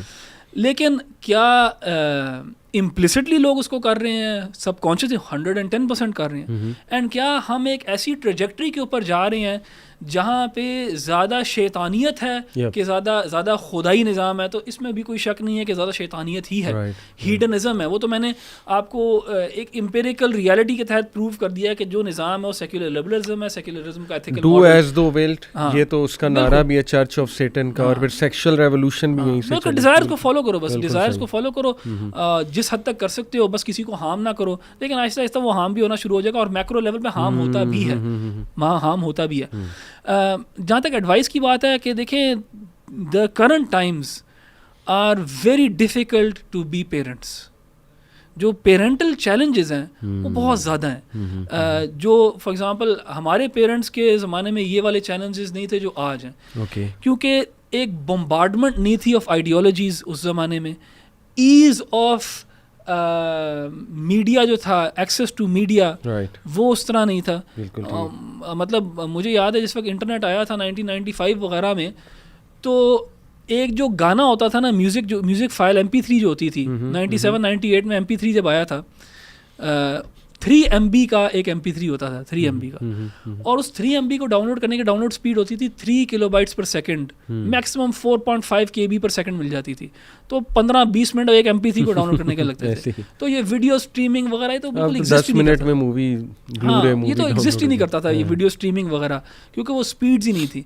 तो हमारे पेरेंट्स के लिए even though internet came at a very later stage in our lives, लेकिन फिर भी इस लेवल के ऊपर नहीं था कि इतना एक्सपोजर था और इतना जो है ना ये प्रॉब्लम्स थे। तो अब जो है ना पेरेंटल चैलेंजेस बहुत ज़्यादा हैं। सो पहला स्टेप तो ये होगा कि पेरेंट्स रिकग्नाइज करें कि ये चैलेंजेस हैं। नंबर 2 स्टेप ये होगा कि वो अपने आप को इन्फॉर्म करें इन चीज़ों के बारे में। Parents can not afford to be ignorant about the things that we are talking about.